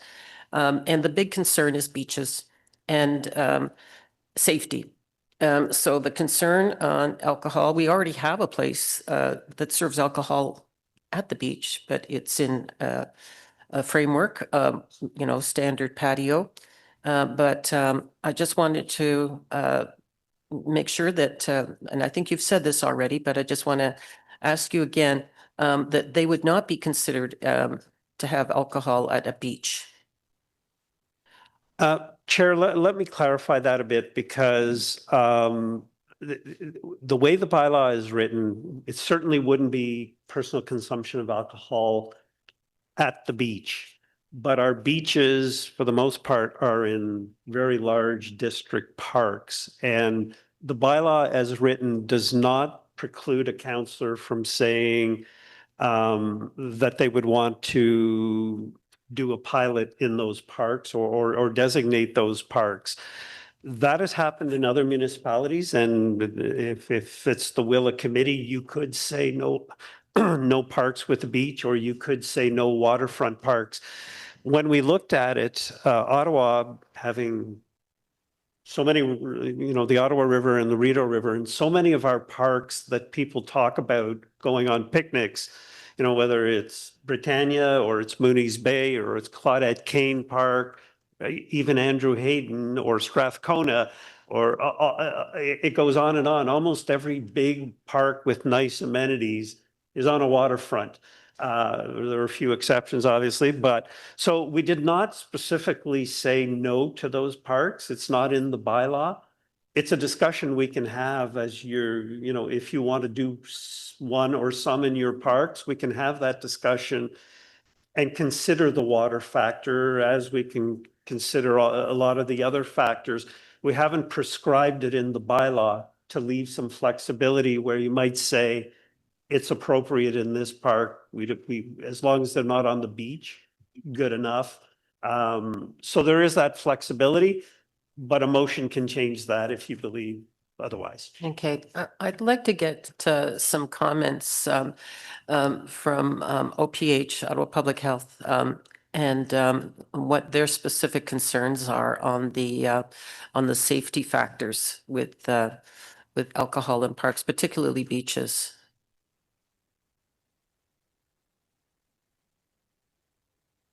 I believe- Thanks. Yeah. Can you hear me okay? Yep.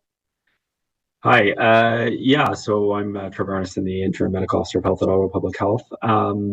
Yeah, I think you're right to be cognizant of risks around water. I think that's probably the biggest safety concern that we would be bringing forward. So, of course, with water, you have the potential for drownings if people are intoxicated.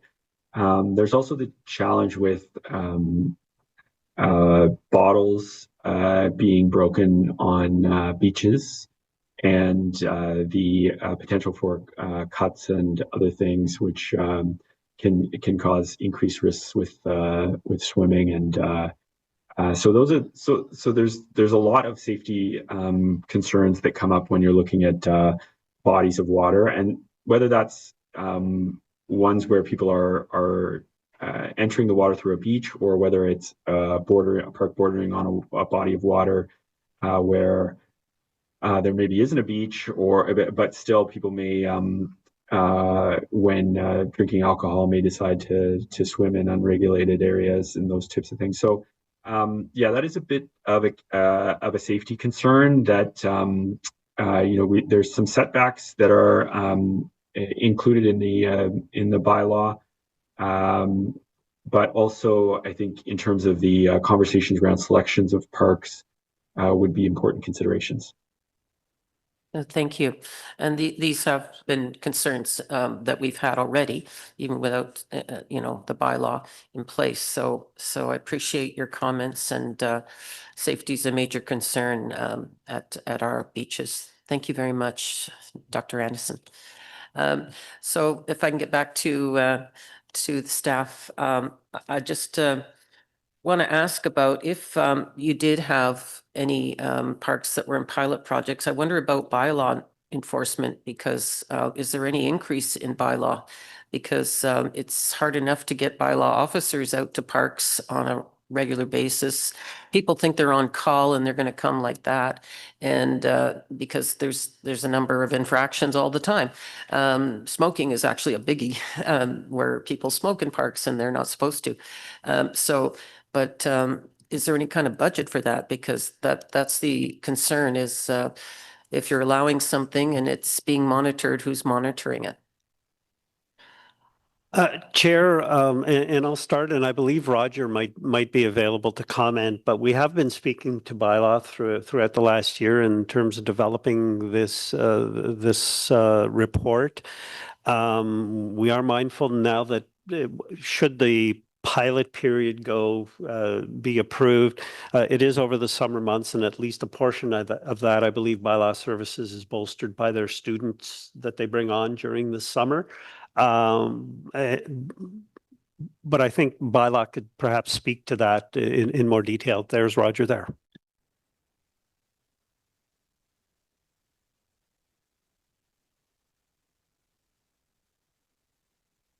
Unfortunately, the sound is off and you're not Jake Gravel.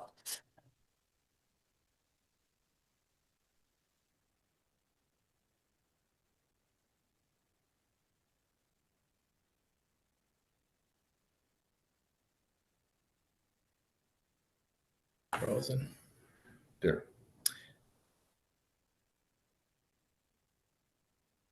Let me go to my settings. Okay. You might have the data from yours. We can hear you now. Kind of. Mr. Chapman, could you try speaking for committee?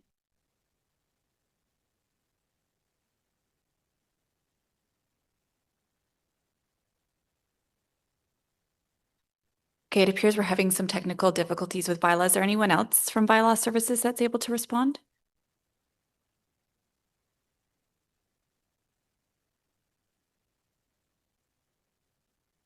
Counselor, do you have another question while we wait to see if they can resolve their technical issues? I can move on to another question. Do I still have some time?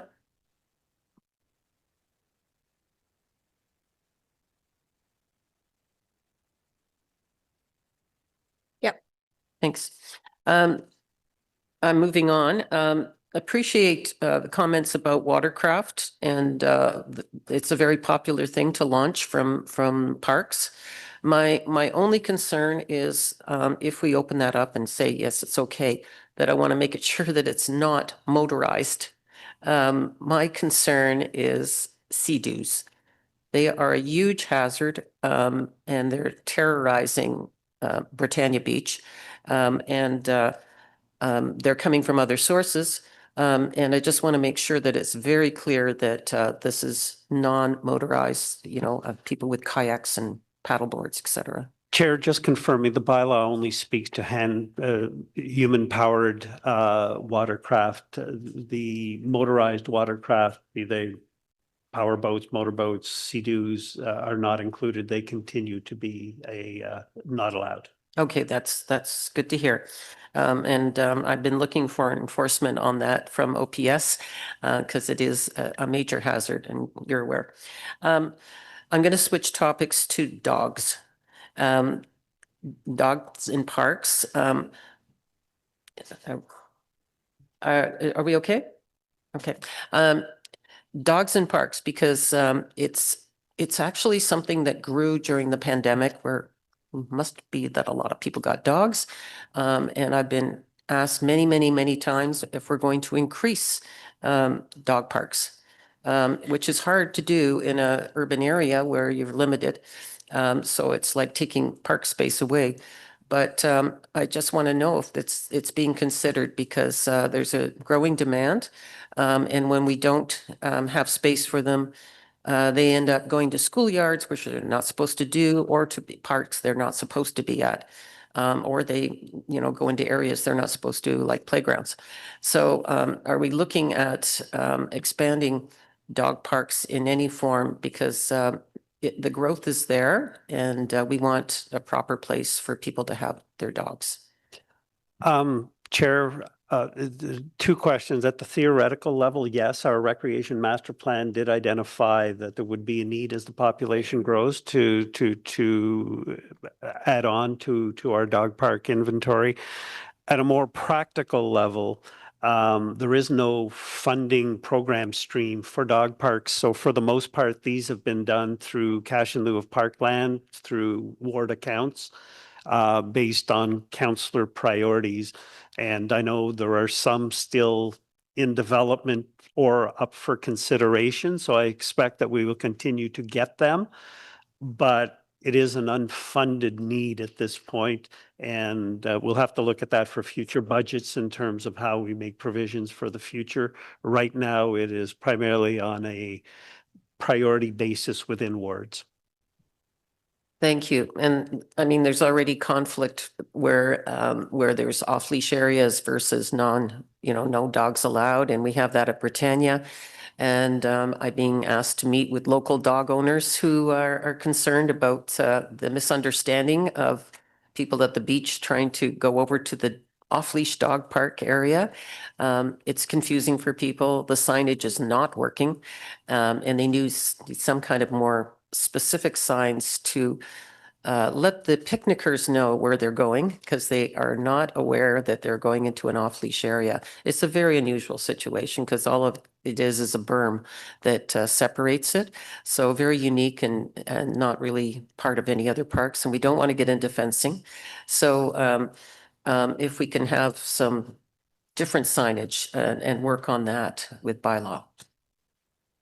So Counselor, I see we have bylaw on the line. Okay, well, that's I will ask too that if you have one or two questions, but then we'll move on because we do have a list and you're welcome to come back on. But Roger Chapman is here, so you can ask your question now. And if it goes too long, I might cut you off. Okay? Yep, and I just added another one. Okay, on the dogs. Okay. Did you want to? He got the questions earlier. Is he on? He's on right Yep, now. Yeah, okay. so he can respond to you. I'm here. Thank you, Madam Chair.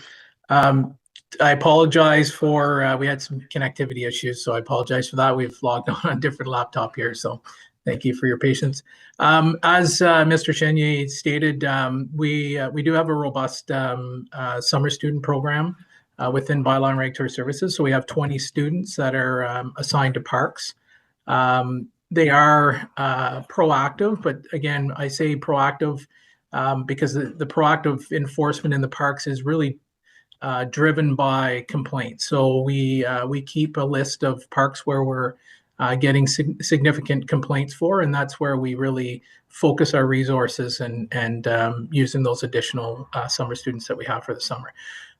In addition to that, we're really not anticipating a whole lot of additional complaints, at least not substantial number of complaints, because I think in this case where alcohol may be permitted in some parks across the city, it really will be, more of the responsible consumption of alcohol where you have, families or couples that are visiting parks and picnicking and having a couple alcohol beverages and being responsible in their consumption.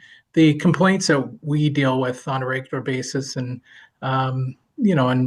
just to give you a few numbers, so last year, 42 complaints specifically to alcohol use in the parks resulted in 10 charges. And that's primarily because there's other issues. So, there's loud music being played. They're refusing to turn the music down, refusing to leave the park with the alcohol.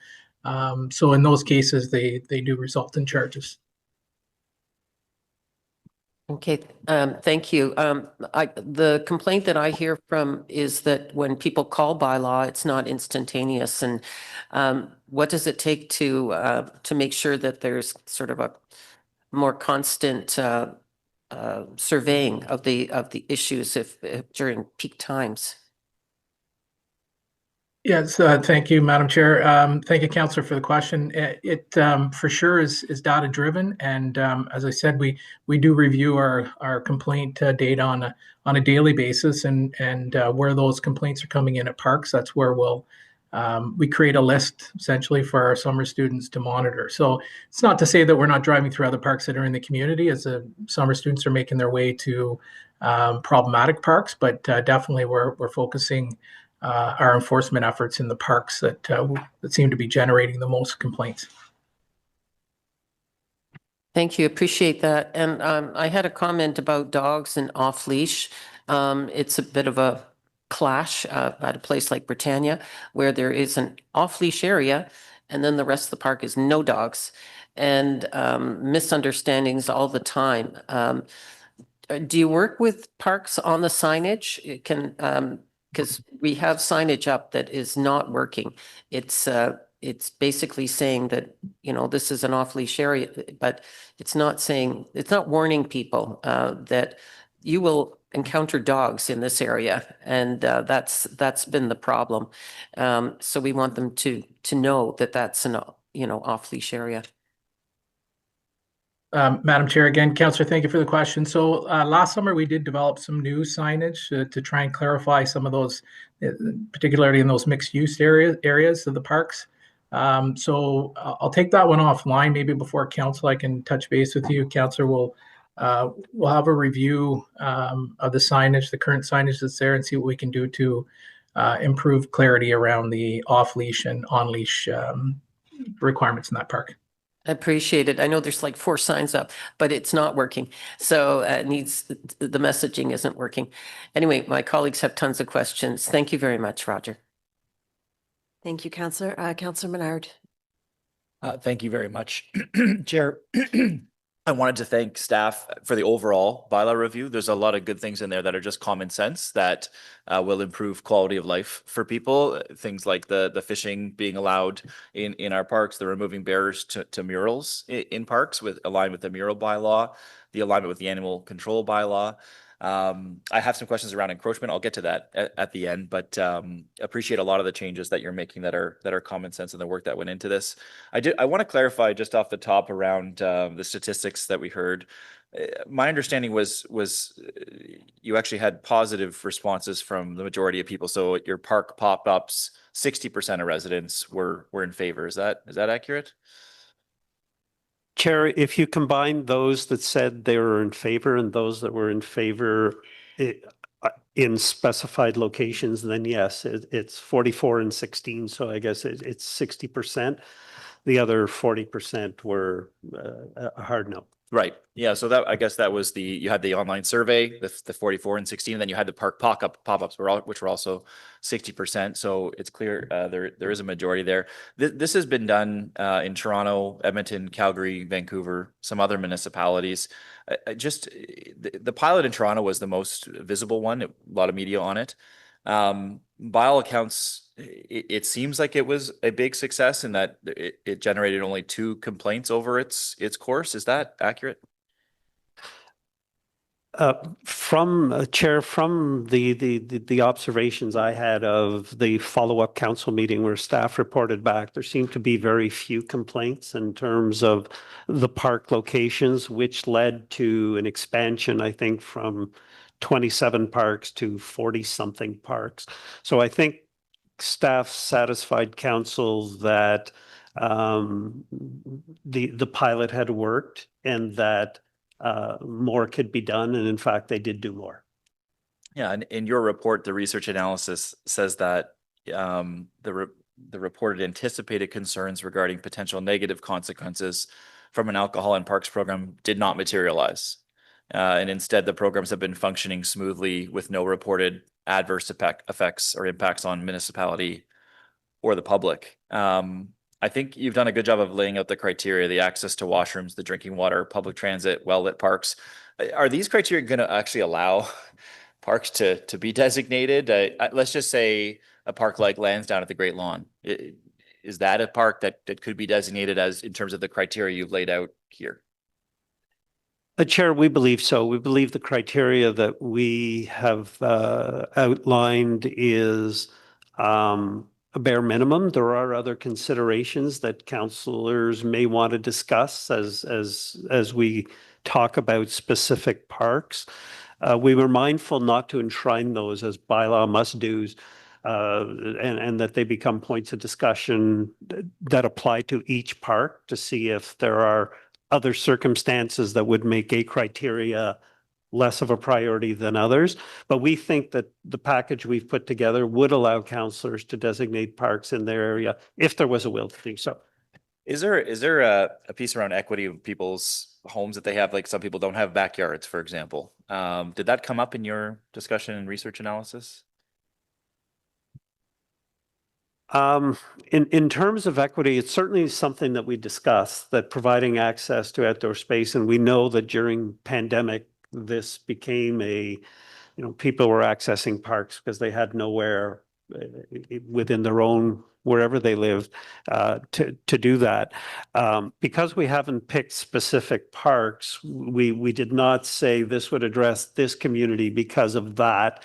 I believe that's the work to be done in discussions on a ward per ward basis.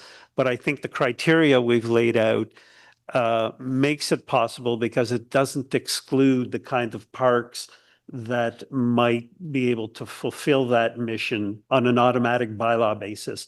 There may be other things as we discuss it, but I think it provides the flexibility to look at equity as a screen for what it is we want to do and still go ahead.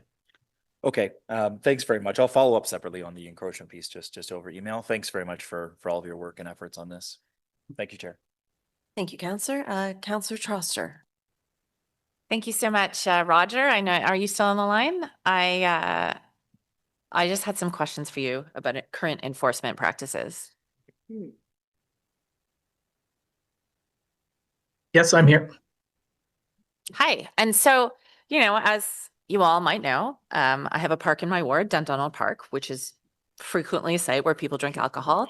I'm just wondering if you could let me know the kinds of things that bylaw actually provides tickets for in a park like that, where there is quite obviously open alcohol consumption. Are you ticketing for simple possession of alcohol, or are you ticketing for things like public intoxication?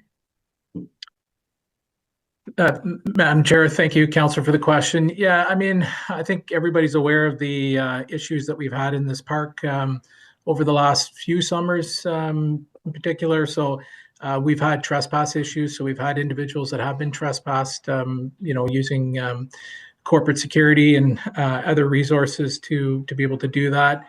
For ongoing issues where it's, they're harassing other individuals that are using or trying to use the park to enjoy the amenities in the park. In most cases, it's difficult to take enforcement action sometimes because, people don't have identification with them. They refuse to provide identification. So often it's, education first.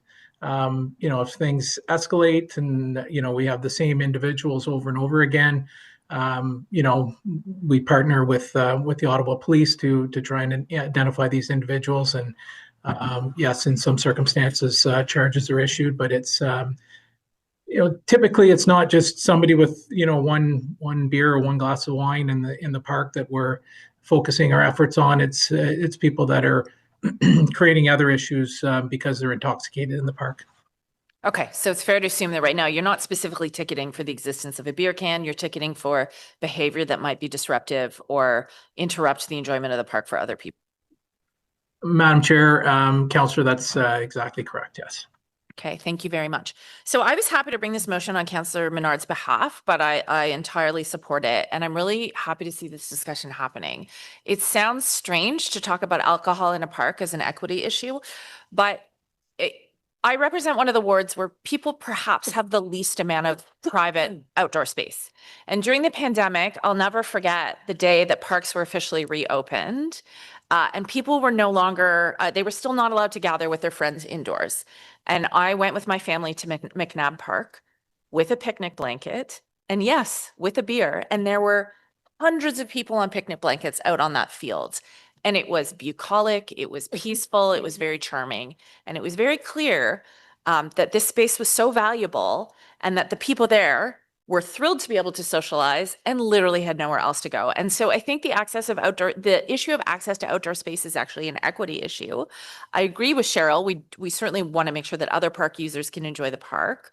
But, I quite often see cans of beer at the skate park at McNabb. It is not being overly enforced. As long as people properly dispose of their cans and are not acting in a way that is harmful to other people, I really don't care what they're consuming, to be honest.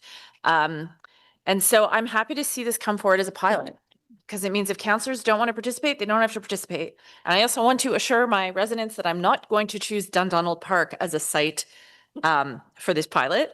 Although people are absolutely consuming alcohol there, and I think we should be quite clear about the fact that this is a bylaw that's largely not being enforced unless there are other factors involved, whether it's harassment, public intoxication, music, yelling, and there are other bylaws and laws for those things. I think we need to recognize that the behavior is happening and it's largely not being penalized. And when we talk about the issues of carding and of racial profiling, there are major issues associated with who might be penalized for something like this versus who is obviously not being penalized. And so from an equity perspective, I actually support this pilot and I support it because downtown dwellers need a place to hang out with other people outdoors. It's just really important. This is very common in Europe. They did a pilot in Toronto, the sky did not fall. And as you heard, it did not lead to a massive uptick in bylaw. And so I would encourage councillors to support this motion for us to try this out. If you don't want to opt in, you don't have to opt in. Let's see how it goes.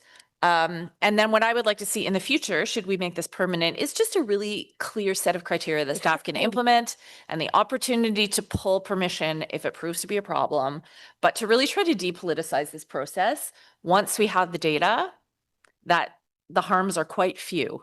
So anyway, I appreciate Councillor Menard bringing this forward because it's something I definitely hear about from people in my neighborhood. I hear concerns and I also hear support. And sometimes we don't know unless we try something. So I'm excited to try it out. Thank you.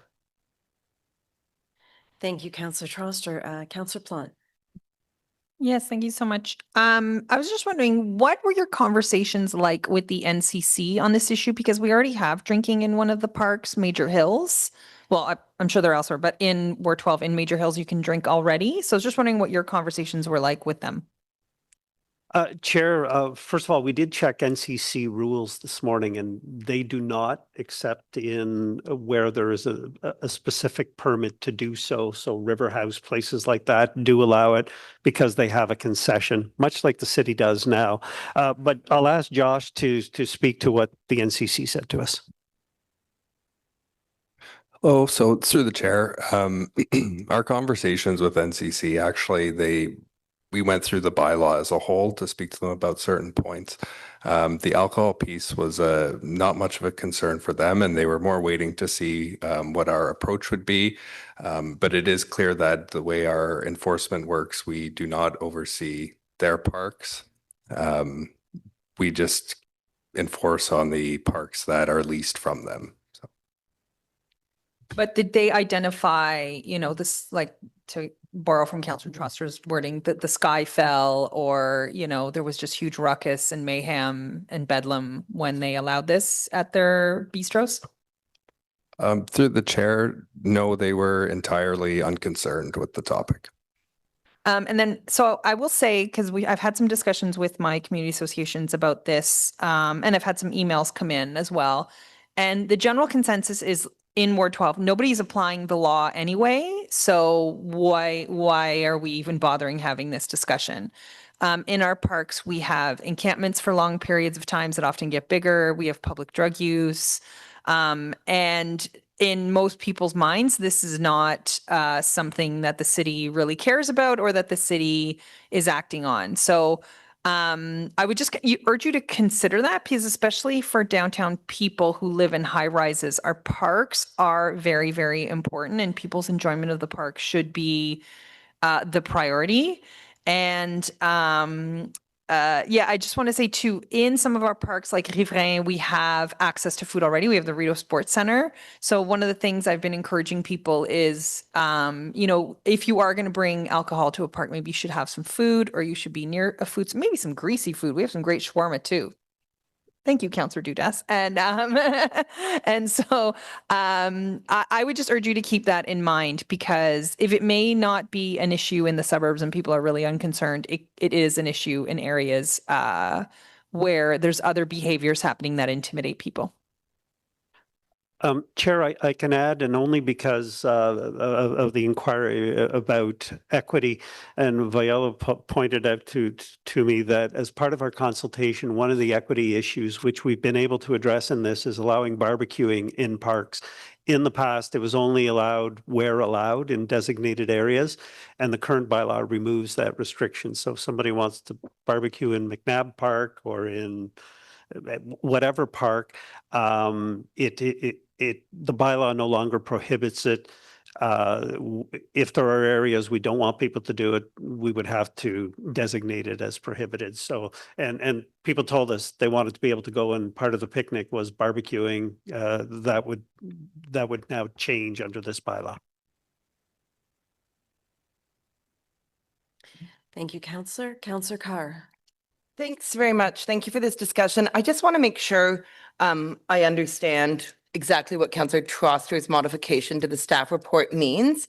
There was some discussion at the beginning of this meeting about needing to have access to drinking water, but that's not part of the staff report. That's not part of the recommendations, is it? Chair, no, it isn't. Having access to water or washrooms is not built into the bylaw. I think that's part of the discussion we'll want to have with councillors in terms of, are there alternatives nearby? Are there, is this something that they want to insist on? But it's not enshrined in the bylaw. Our recommendation is that you leave it up to the discussion in terms of the park selection. But if council feels otherwise, they can put that requirement in. It no longer becomes a flexible option in terms of selecting parks. Yeah, that was my concern, because of somebody that represents a ward that was largely built in the 1950s. The only parks that I have with water sources would be those with wading pools, which doesn't really match. So I just wanted to make sure when we're talking about equity for those of us that have lots of parks that are just empty fields, that they wouldn't be out of the running, although it would be desirable to have a porta potty there, for example. Okay, appreciate that. And just with respect, how, and maybe this was discussed already, the enforcement of the 11 a.m. to 9 p.m., that would be done by the student bylaw officers? If a counselor were to have a pilot project in the ward, as is suggested by the Councillor Menard, Councillor Troster amendment, they could have more than one pilot? I just want to make sure I understand, and maybe one of you could respond. So the staff report was it be one pilot area? Your amended motion is multiple pilot areas, so that's one question. And then the second clarification is just on enforcement. Okay, well, I can just clarify from the perspective of the motion that Councillor Menard and I worked on. Yes, I mean, you could choose one or multiple ones in your ward with the understanding. We did this because it seemed that some suburban or rural councillors may have no interest, and some of us downtown councillors may have multiple locations that we think would be suitable because we have more of a population without access to outdoor space. Okay, so you take away, the discretion is up to the counselor completely for pilots then? Well, ultimately it's up to staff, but the councillor has to concur, right? Okay, perfect, thank you. And then just on the enforcement piece, so if a pilot was to be had even like 4 weeks in a certain park, that would work, correct? That could be an option? It could be an option, Chair, and enforcement, I believe Roger's back on, but generally it would be the response to complaints. If it's in a park where we have programming and it was an issue caused by programming, a park with a wading pool, for example, or at the beach, if there were things that were contrary to the bylaw, we may call on bylaw in terms of flagging that. The hours that we're recommending are what we think is a reasonable period of time that somewhat matches the start of drinking in establishments, but ends it in parks before dark during the summer. One of the issues we know from experience in multiple parks is addressing issues after dark becomes very problematic for bylaw and police in terms of going into especially large parks where they can't really see what's going on. Okay, thank you. I guess I was a bit concerned just when we were talking about enforcement, and I believe, and I may have misheard this, that Mr. Chapman mentioned about student bylaw officers being deployed this summer. And I'm just wondering, in the case where you have a challenge with excessive drinking or something gets out of control, that it's been up to the discretion of the student bylaw officers. And I just wanted some confirmation that there would be support for the student bylaw officers. Madam Chair, Councillor, thank you for the question. Yeah, so summer students are trained for these type of situations, obviously, and part of that training is de-escalation, and officer safety is obviously a #1 priority for us. But when I talk about summer students being in parks, I mean, we're dealing with the everyday issues that they're proactively patrolling and often just having regular visibility in the park deter some of that some of the negative activity that's happening in the parks. But when it comes to enforcement issues like alcohol consumption, and when we're getting specific complaints about an area where where it's problematic, it'll be one of our full-time staff that's dealing with that. But in addition to that, the summer students are always we always have supervisors on as well, so they will consult with supervisors before taking any enforcement action. Okay, thanks. And then do you anticipate one of the biggest challenges I have in my parks is just simply garbage, right? Like in the sports fields after long weekends, it is not uncommon that I'm contacting Dan and saying this is absolutely unacceptable. Large amounts of garbage left after, flag football, ultimate frisbee, cricket, whatever it may be. I've got large sports fields.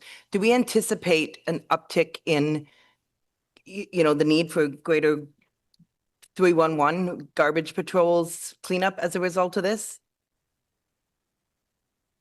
Chair, that wasn't the experience in Toronto. We have been talking to Public Works in terms of waste management and how we would look at this. I think that it would be part of the discussion on designating a park and where the likely areas where people in that park would be consuming, and perhaps a review of where containers are to make sure there's an appropriate number and they're in the right place given this new dynamic.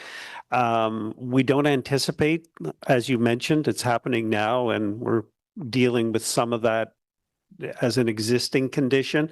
We don't expect that at those parks it'll actually bring more in. It's probably going to be more of the same, and we would do a review with Public Works in terms of how we manage that situation, and if it escalates, what we need to do to bring in additional, whether it be containers or number of times per week that we have to pay attention to removal.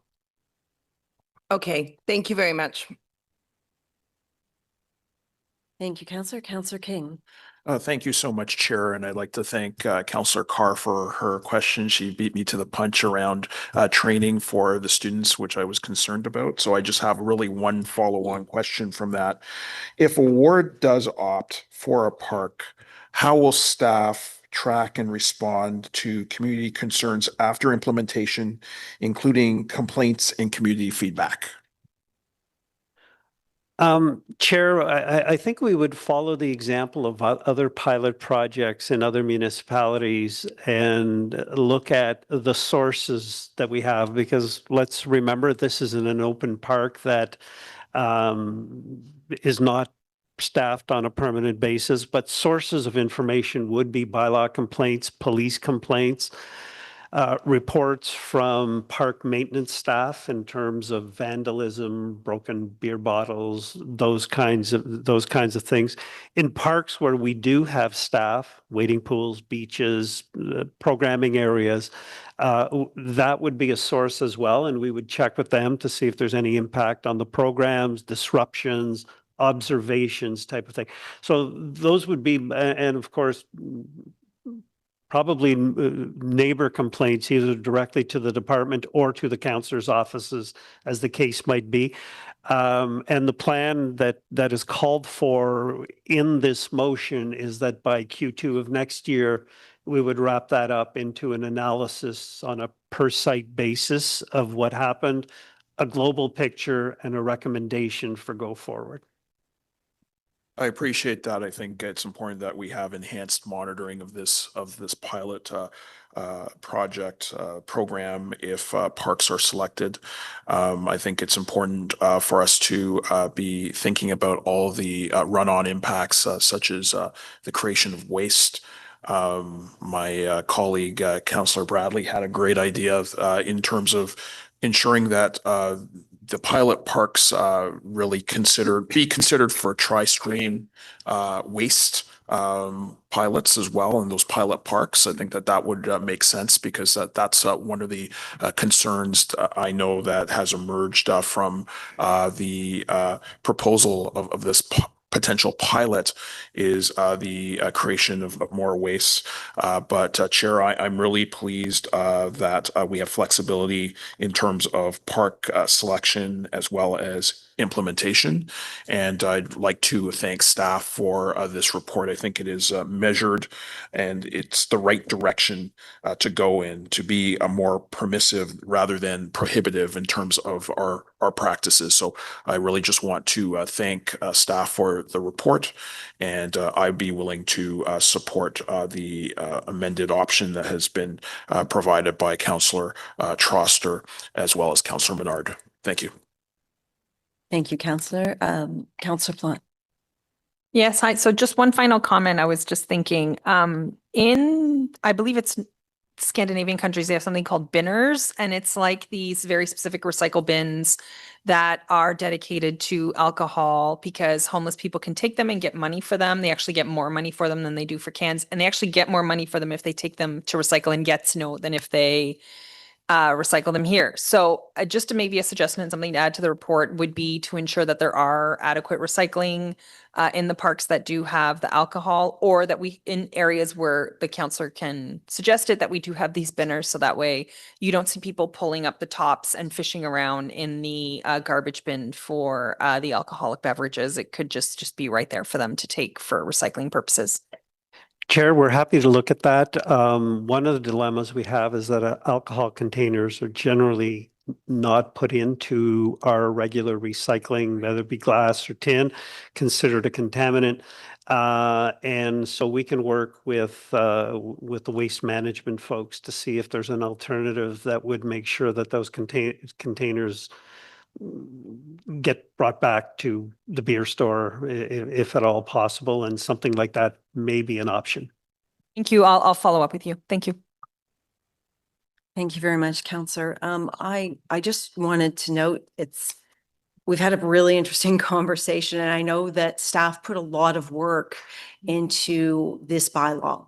And while we're discussing a lot about the alcohol and the parks piece, and we mentioned a couple of other aspects in regards to signage and dog designations and things, this is an all-encompassing kind of housekeeping cleanup of this bylaw.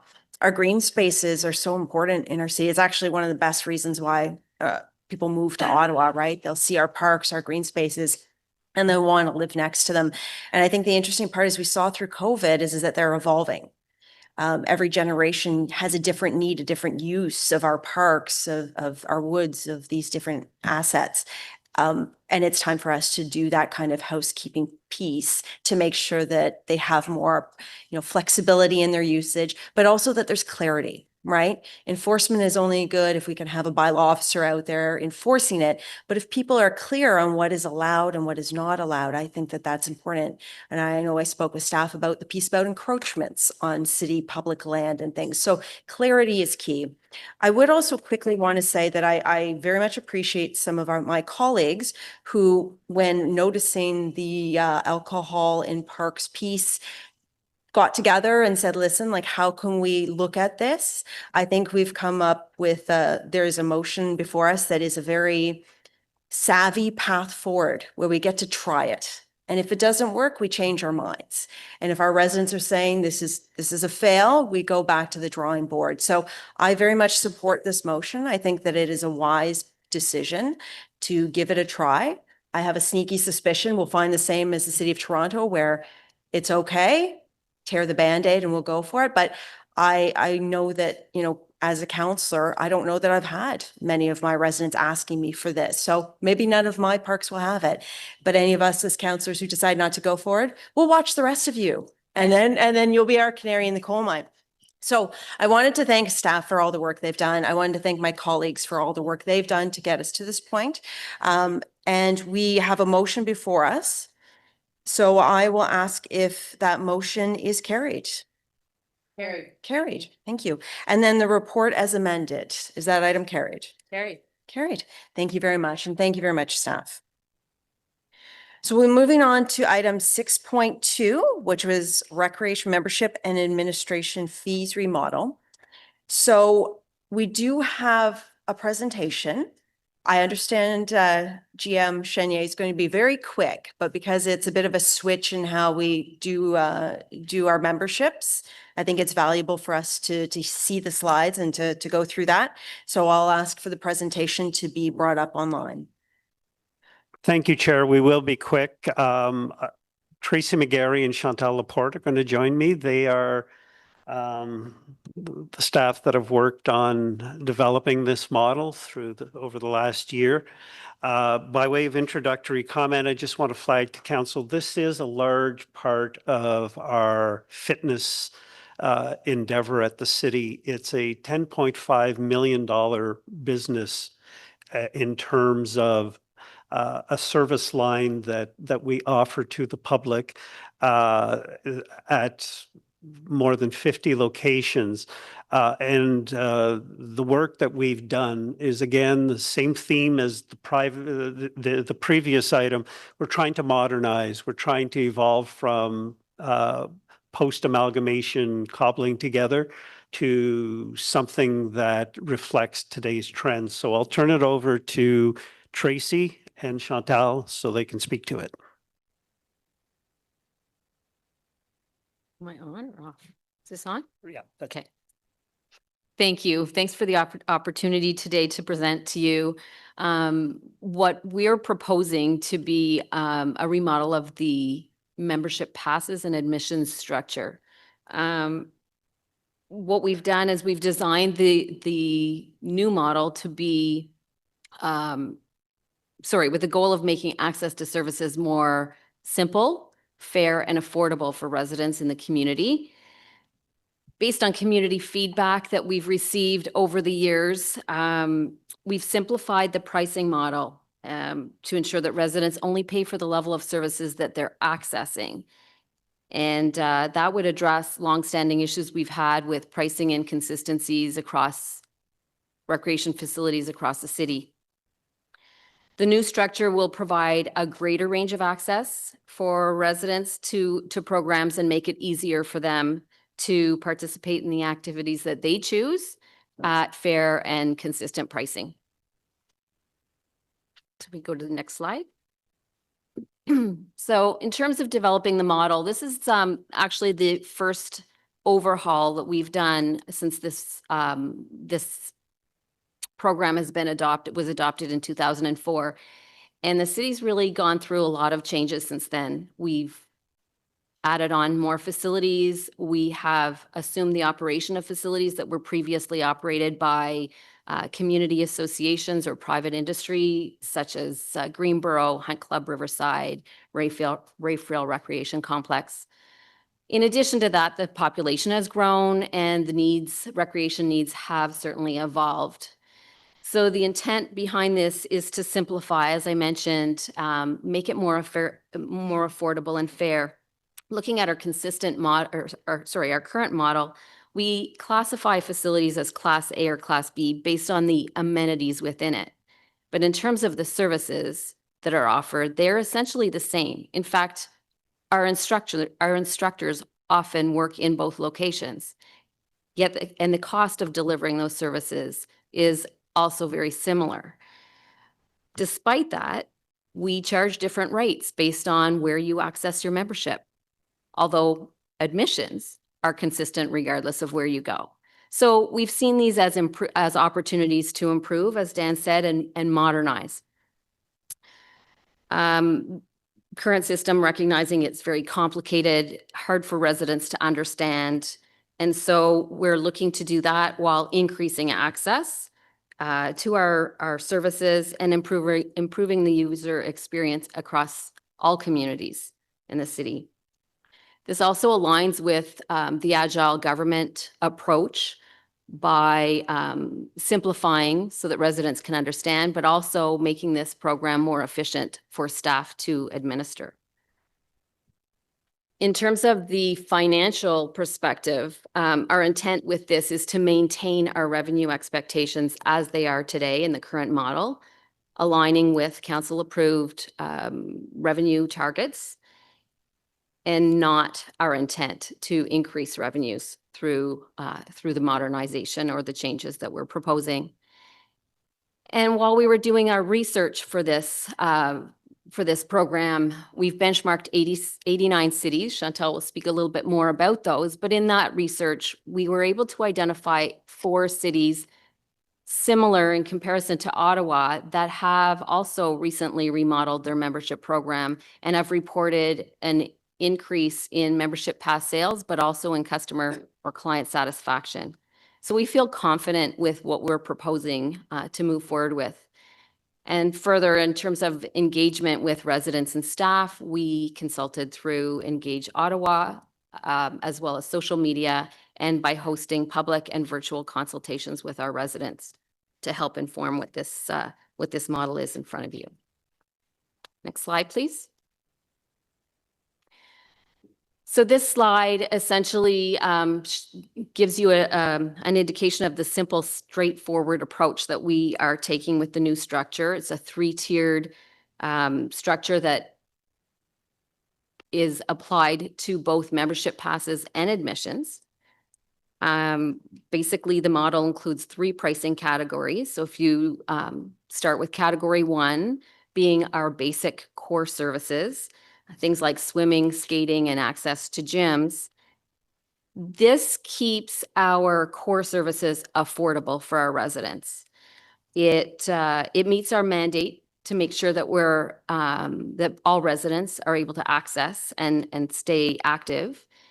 It considers elements like drowning prevention, teaching life skills, focusing on fundamental movements, and including activities like skating, a Canadian pastime, or access to sports like basketball or pickleball that are available for all users, all ages, families, that sort of thing. The next category, category 2, has a different price point, a higher price point.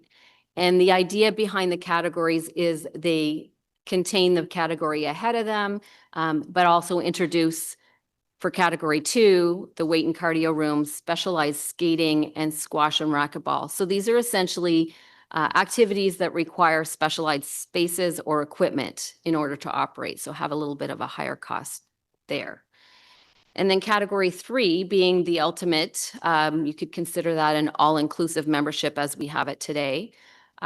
This category further, it's the highest costed program or service offering in terms of the membership and admissions program, because it includes things like certified instructors for those group fitness or aqua fitness classes, or extra staff to operate wave swims, for example, or rock climbing walls.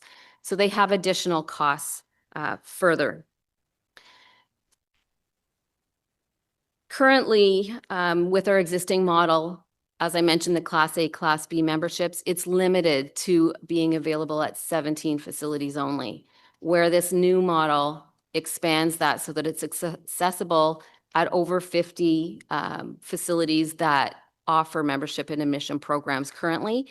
And the intent is, as more facilities come online and expand their service offerings, this will continue to grow. So it's making that access across the city much more available. And I guess in terms of fees, the fees I think I'd mentioned, our focus is on ensuring that the fees that we've assigned to these is reflective of the cost to deliver those services. So again, the fairness component in terms of what you're accessing, and they align therefore with the user fee review and the service review framework that the city focuses on. And it maintains affordability for those basic, most interested sports like swimming and skating that we have in our first category. Next slide. This slide just speaks on the benefits. So as I mentioned, we have simplified the membership and admission model, going from 14 categories down to 3. So it's a lot more simple for residents to be able to maneuver and navigate through. One Pass gives residents access to those services across all the city facilities that offer it. It's not limited or restrictive in that sense. Again, consistent across the city and inclusive. I think an example would be, a good example is a resident currently that wants to play pickleball. In the new model, that would be a category 1 membership. It's limited today to those membership facilities that we have today, but in this new model, residents will be able to access it across the city. We often get a lot of questions from residents saying, why is my membership not permitted for use at other facilities like Eva James, for example, that has a robust program. So this eliminates those confusions and expands services. In terms of affordability, as I mentioned, we have the low-cost option with the popular category 1 model, but we also have a corporate and group recreation membership policy that allows for a 20% discount. The Ottawa Public Library program or partnership that we have with Ottawa Public Library is inclusive of that group membership. So anyone with the Ottawa Public Library card can access these memberships, annual memberships, for a 20% discount. And again, we'll continue to honor the Ottawa hand-in-hand policy for qualifying clients. We are working currently to develop some tools that will help residents in that transition and understanding what this new model looks like, so that they can then make their own decisions in terms of what best suits them. And as I previously mentioned, we are aligning the cost of these memberships with the cost to deliver the service. And the revenue expectation is not changing. So we will remain with our current revenue expectation. I'll pass it over to Chantel for the next slide. Hey, excuse me. As far as pricing, what you're seeing on the screen in the top portion is our yearly membership pass, and it's the monthly cost. It's the one that represents the best value to residents. There also will continue to have duration discounts, meaning that there will be still 1, 3, and 6 month possibilities, but the 1 year, especially with a payment plan where you pay monthly, will remain the most affordable way to access services. If we look at the pricing and we look at the adult, for example, and we look at what would be the all-inclusive or category 3 cost, we're looking at $44.31. That was the adult membership cost was what we used to determine also rebates for other age groups. So our senior population for access to membership will receive a 25% discount on what the adult membership cost is, as well as children, youth, and student will see a 40% discount. And the household rate was calculated using 2 adult memberships, and that includes a maximum of 2 adults, but any amount of children that are also in that household, and that's the cost per household. What we're seeing also is that the second chart that you see is the admissions or the drop-in visit, and the costs align again for category 1, category 2, category 3, in the sense that every time the way the membership rates were calculated, it's equivalent to 4.2 admissions. So if you are accessing a service, for example, swimming, more than once a week, it has more value for you to purchase a yearly membership instead, and that makes it very affordable. There is, as before, there is no penalty for you to cancel a membership. You can cancel at any time. We don't have any initiation fees. You can put a membership on hold, and therefore that yearly value again can be very not only affordable, but it makes it very accessible for you because you can change your mind during the year. And then we will continue to also have, as you see the line in blue, to have multiple visit passes, and there will be consistent. Currently, we have 10, 12, 20. They will all be 10 for the price of 9. And then next, we'll look at the benchmarking for that we conducted for this. So looking at the benchmarking here in Ottawa and comparable municipalities, you can see in the chart here that we are 3rd from the top. We have the RE Center, which has a lesser cost, but only has 1 facility. We have the City of Halifax here with 8 facilities, which is also slightly more affordable than we are. And then we have ourselves at $44.31 for an adult membership for a yearly divided by 12, as you saw in the chart before. And we can see that that's not only it's very competitive in the market when we look at all the other comparables that we looked at. You will see on this chart that there's 2 other notable comparators. The one right under us would be the Greenboro Association. That was in 2015 when the Greenboro Community Center used to be operated by the Community Association. We included it there because, as you can see, the cost was higher at the time that it was the community association was dissolved. Also notable on here that you can see is the City of Toronto, which we also consulted with a great deal. The cost that you see here is actually a combined cost, because with the City of Toronto, you need to have two types of memberships to access this number of services that we do. So we have in our memberships 3 wave pools, 2 rock climbing walls, we have 44 arenas, we have 20 pools, 9 outdoor pools, we have 31 gyms and 14 weight and cardio rooms. In order to access those things in the City of Toronto, which has more sites than we do, you need to have 2 memberships. You need an athletic membership, but you also need a fitness membership, and their cost is therefore higher than what we would see for a comparable City of Ottawa. So geographically, we are bigger than Calgary, Edmonton, Toronto, Montreal, and Vancouver, and this would apply to all of our sites across the city. On the next slide, we talk about the mitigation techniques for this membership change. So if we were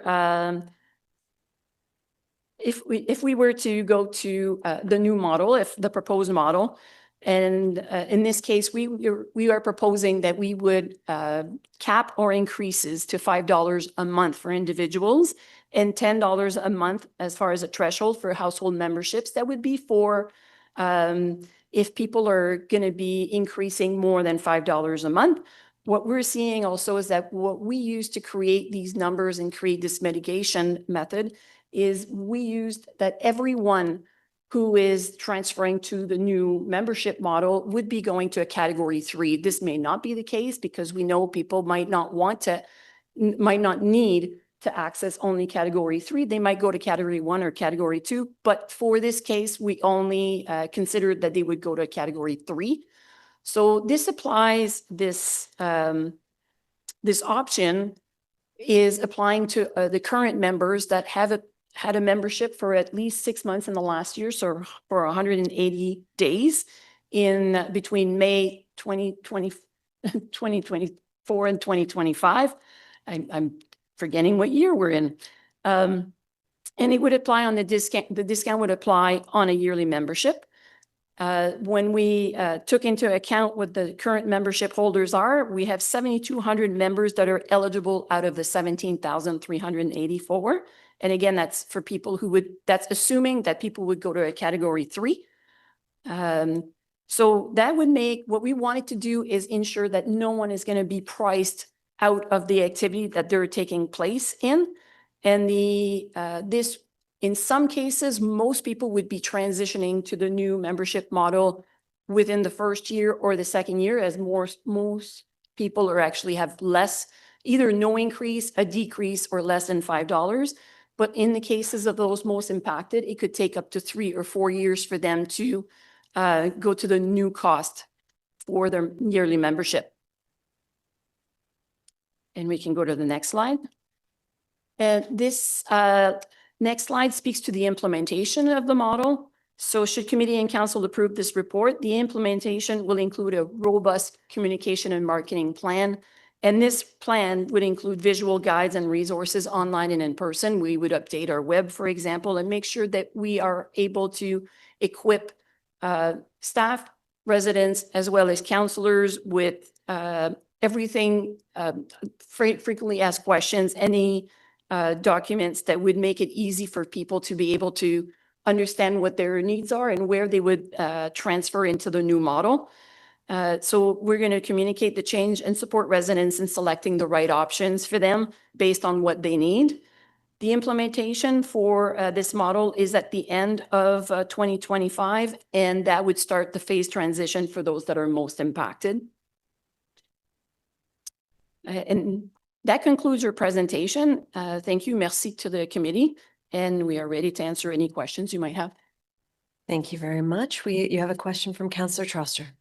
Hi, thank you so much. And as I said before, it really is still a very good deal to join the city gym, and thank you for all the work you put on this. I have a question. How do you define a household when you talk about the definition of a household member? Chair, at this point, it's two adults and their children. Essentially, if you look at the amount that we are charging for household, it is the addition of two adult memberships. And essentially, the children in the family are complementary in terms of the fee. That reflects the fact that we are trying to make it affordable for families. And we're also mindful that, at least for small children, the services that they use are primarily the public access ones like public swimming, public skating, perhaps open gym, but they certainly don't benefit from the higher range of services like the gyms and those kinds of things. We did have a look at other jurisdictions that have looked at 3 or 4 or more adults. But we have tried to stay close to part of what this is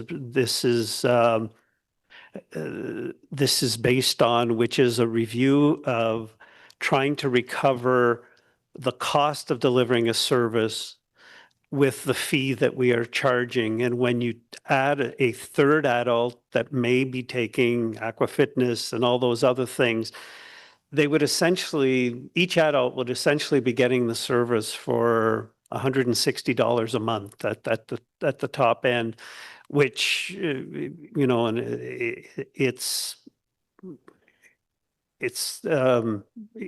doesn't respect that piece of trying to align the costs to deliver the service with the fee that we're charging. So what we're proposing in terms of household is as a reasonable thing, and not every provider does this. Some providers just say every adult pays their own, and if you want to buy your children, you pay for your children.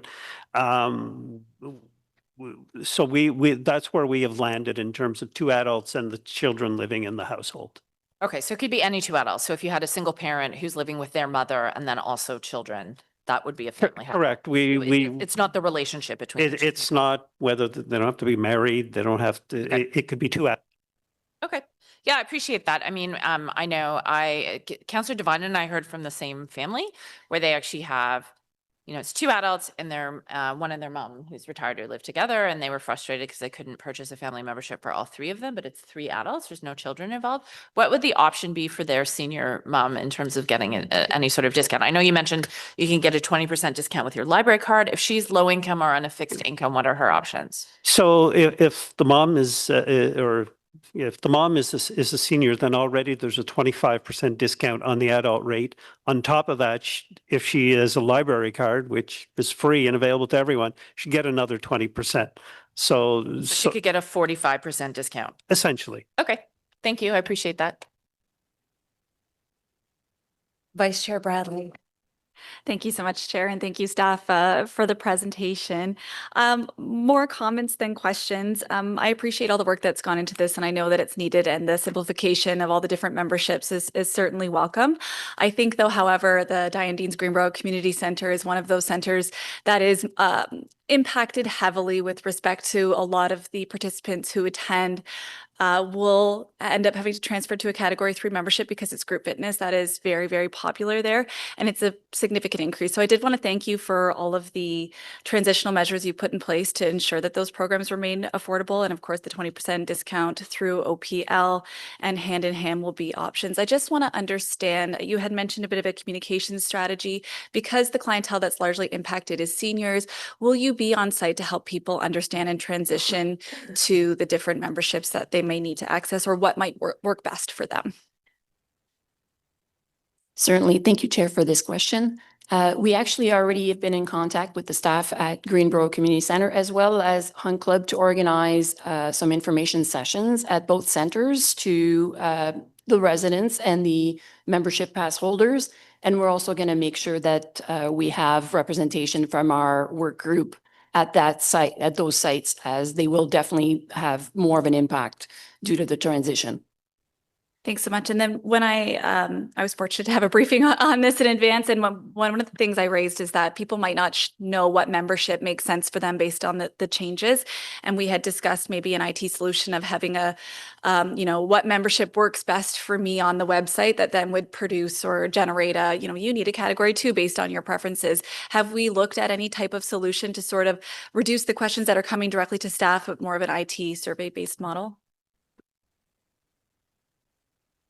Absolutely. Actually, this was a great suggestion, and we already have someone from our marketing unit working on what would be like a self-serve tool on the website, but also something that people could use in person, but also that staff could use, so that you would be, when you're on site and you're asking these questions, you would be able to also look at it. As a resident, you can look at the options that are available to you, and we'll make sure that we educate as well as much as possible staff to be able to counsel clients on what the best options are. Excellent question. Thank you. Thank you so much, and thanks for all this work. I suspect we'll be in close communication as we roll out through implementation, because I know there's going to be a lot of seniors who are going to feel unduly impacted by these changes. And I'd appreciate knowing when those information sessions are happening in the community. Thanks so much. Thanks, Chair. Thank you very much, Vice Chair. Councillor Kavanagh. Thank you very much. And thank you for all your work on this. It's great to have it more streamlined. I guess it's kind of the model when you think of, fitness, commercial fitness centers like Good Life, et cetera, where you can go to any facility. But our big advantage is we have pools, and pools, of course, my priority, but they're important. And that's a big one. I want to make sure that there's equity. You mentioned there's the 20% discount with Ottawa Public Library, and you mentioned hand in hand. I just wanted to get more information on how that works. Chair, Ottawa Hand in Hand is a program we've had since amalgamation. Essentially, it provides up to $185 per year towards an actual subsidy. So if you have, and it can apply to memberships, and it also apply to registered programs or to just about anything that we do. And we just take that amount off of whatever the cost is going to be. So it's a deep discount of $185 per year. There is an income test for it. So it is an income tested program. Most people that are on Ontario Works or disability are essentially automatically approved, for lack of a better word. But certainly people with low incomes as well. And that's available to all Ottawa residents. It's used quite a bit. The program probably supports about $1 million a year of subsidy to program participants to help them go in. The 20% discount, even though we're tagging it as library, there is an opportunity for groups that aren't part of the library. It's really our group discount. So if 10 or more people want to join, they're a knitting club, or they're a workplace, that is available to any group of 10 that want to register and get a membership. Okay, thank you. And is there some communications like with Ottawa Community Housing, for example, because where people are income tested, and do we anticipate an increase in that category? Because hopefully people will have more access if they know about it. They may not. Chair, we can commit to making sure we have good communication with Ottawa Housing. I mean, in the past, we have done this. We have promoted both the hand in hand and other services.